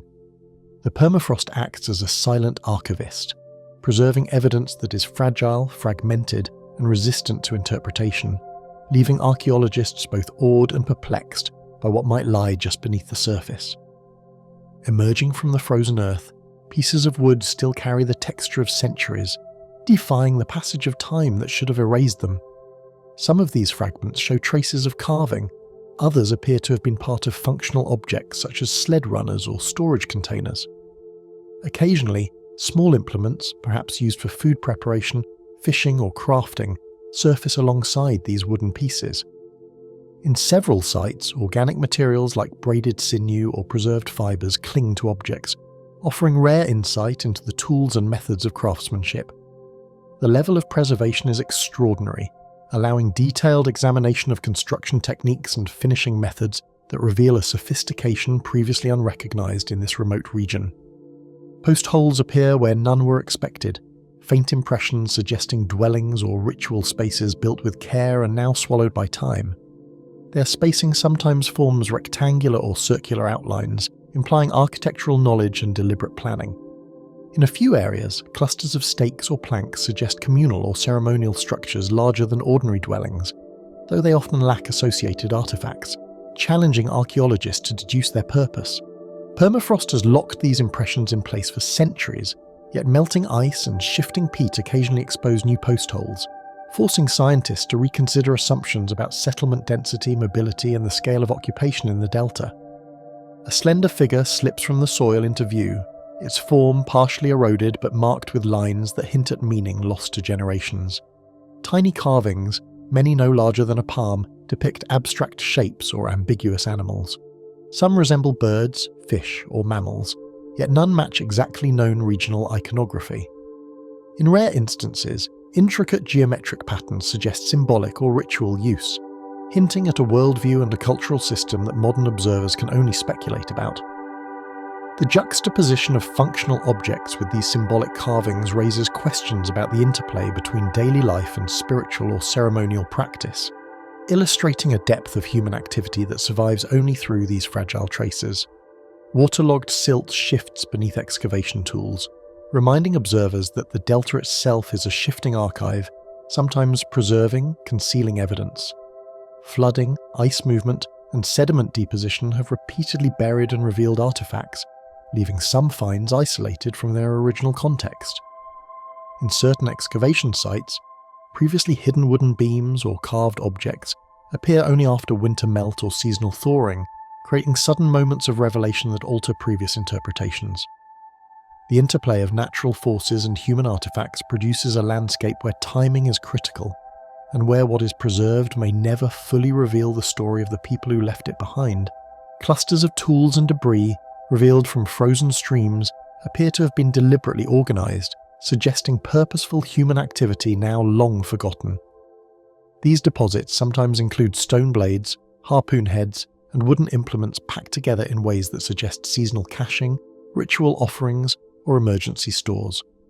Analysis of the surrounding peat and ice layers can reveal microscopic traces of food, ash, or pigments, providing further insight into the practices of people who lived in the delta centuries ago. The careful arrangement and preservation of these items imply knowledge of storage and survival strategies uniquely adapted to extreme environments, yet no known historical record accounts for such sophisticated organisation at these sites. This phenomenon adds a new layer of mystery, reinforcing the notion that the delta preserves not only objects, but also evidence of lost human behaviours and cultural intelligence.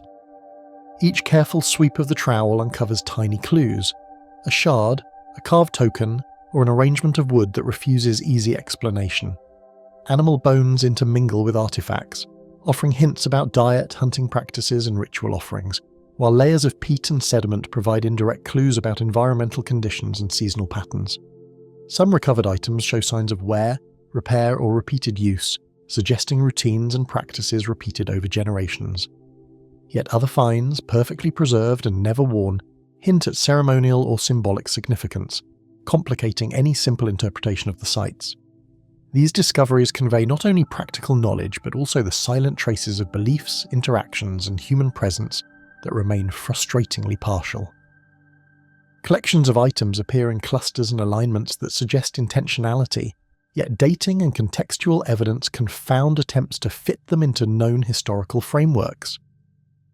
Radiocarbon analysis sometimes yields conflicting dates, indicating either longer periods of occupation than previously recognized, or the persistence of cultural practices beyond expected timelines.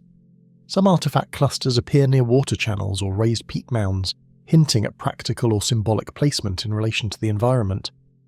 Patterns of placement suggest networks of human activity or resource use that remain poorly understood, offering tantalizing glimpses of societies that may have existed without leaving a broader archaeological record. Even the act of uncovering these objects carries its own tension, as every dig risks losing context, damaging delicate wood, or accelerating decay once permafrost is disturbed. Researchers work with extreme care, often freezing artifacts in situ before transport or employing remote sensing techniques to minimize disruption. Each recovered object becomes both a revelation and a puzzle, carrying fragments of a past that defy straightforward explanation. The more that is uncovered, the more it highlights the fragility of human memory preserved in frozen soil, where preservation and destruction exist side by side, and where centuries-old activity continues to challenge understanding. Lost to memory yet preserved in ice and peat, remnants of human existence continue to guard secrets beyond our understanding,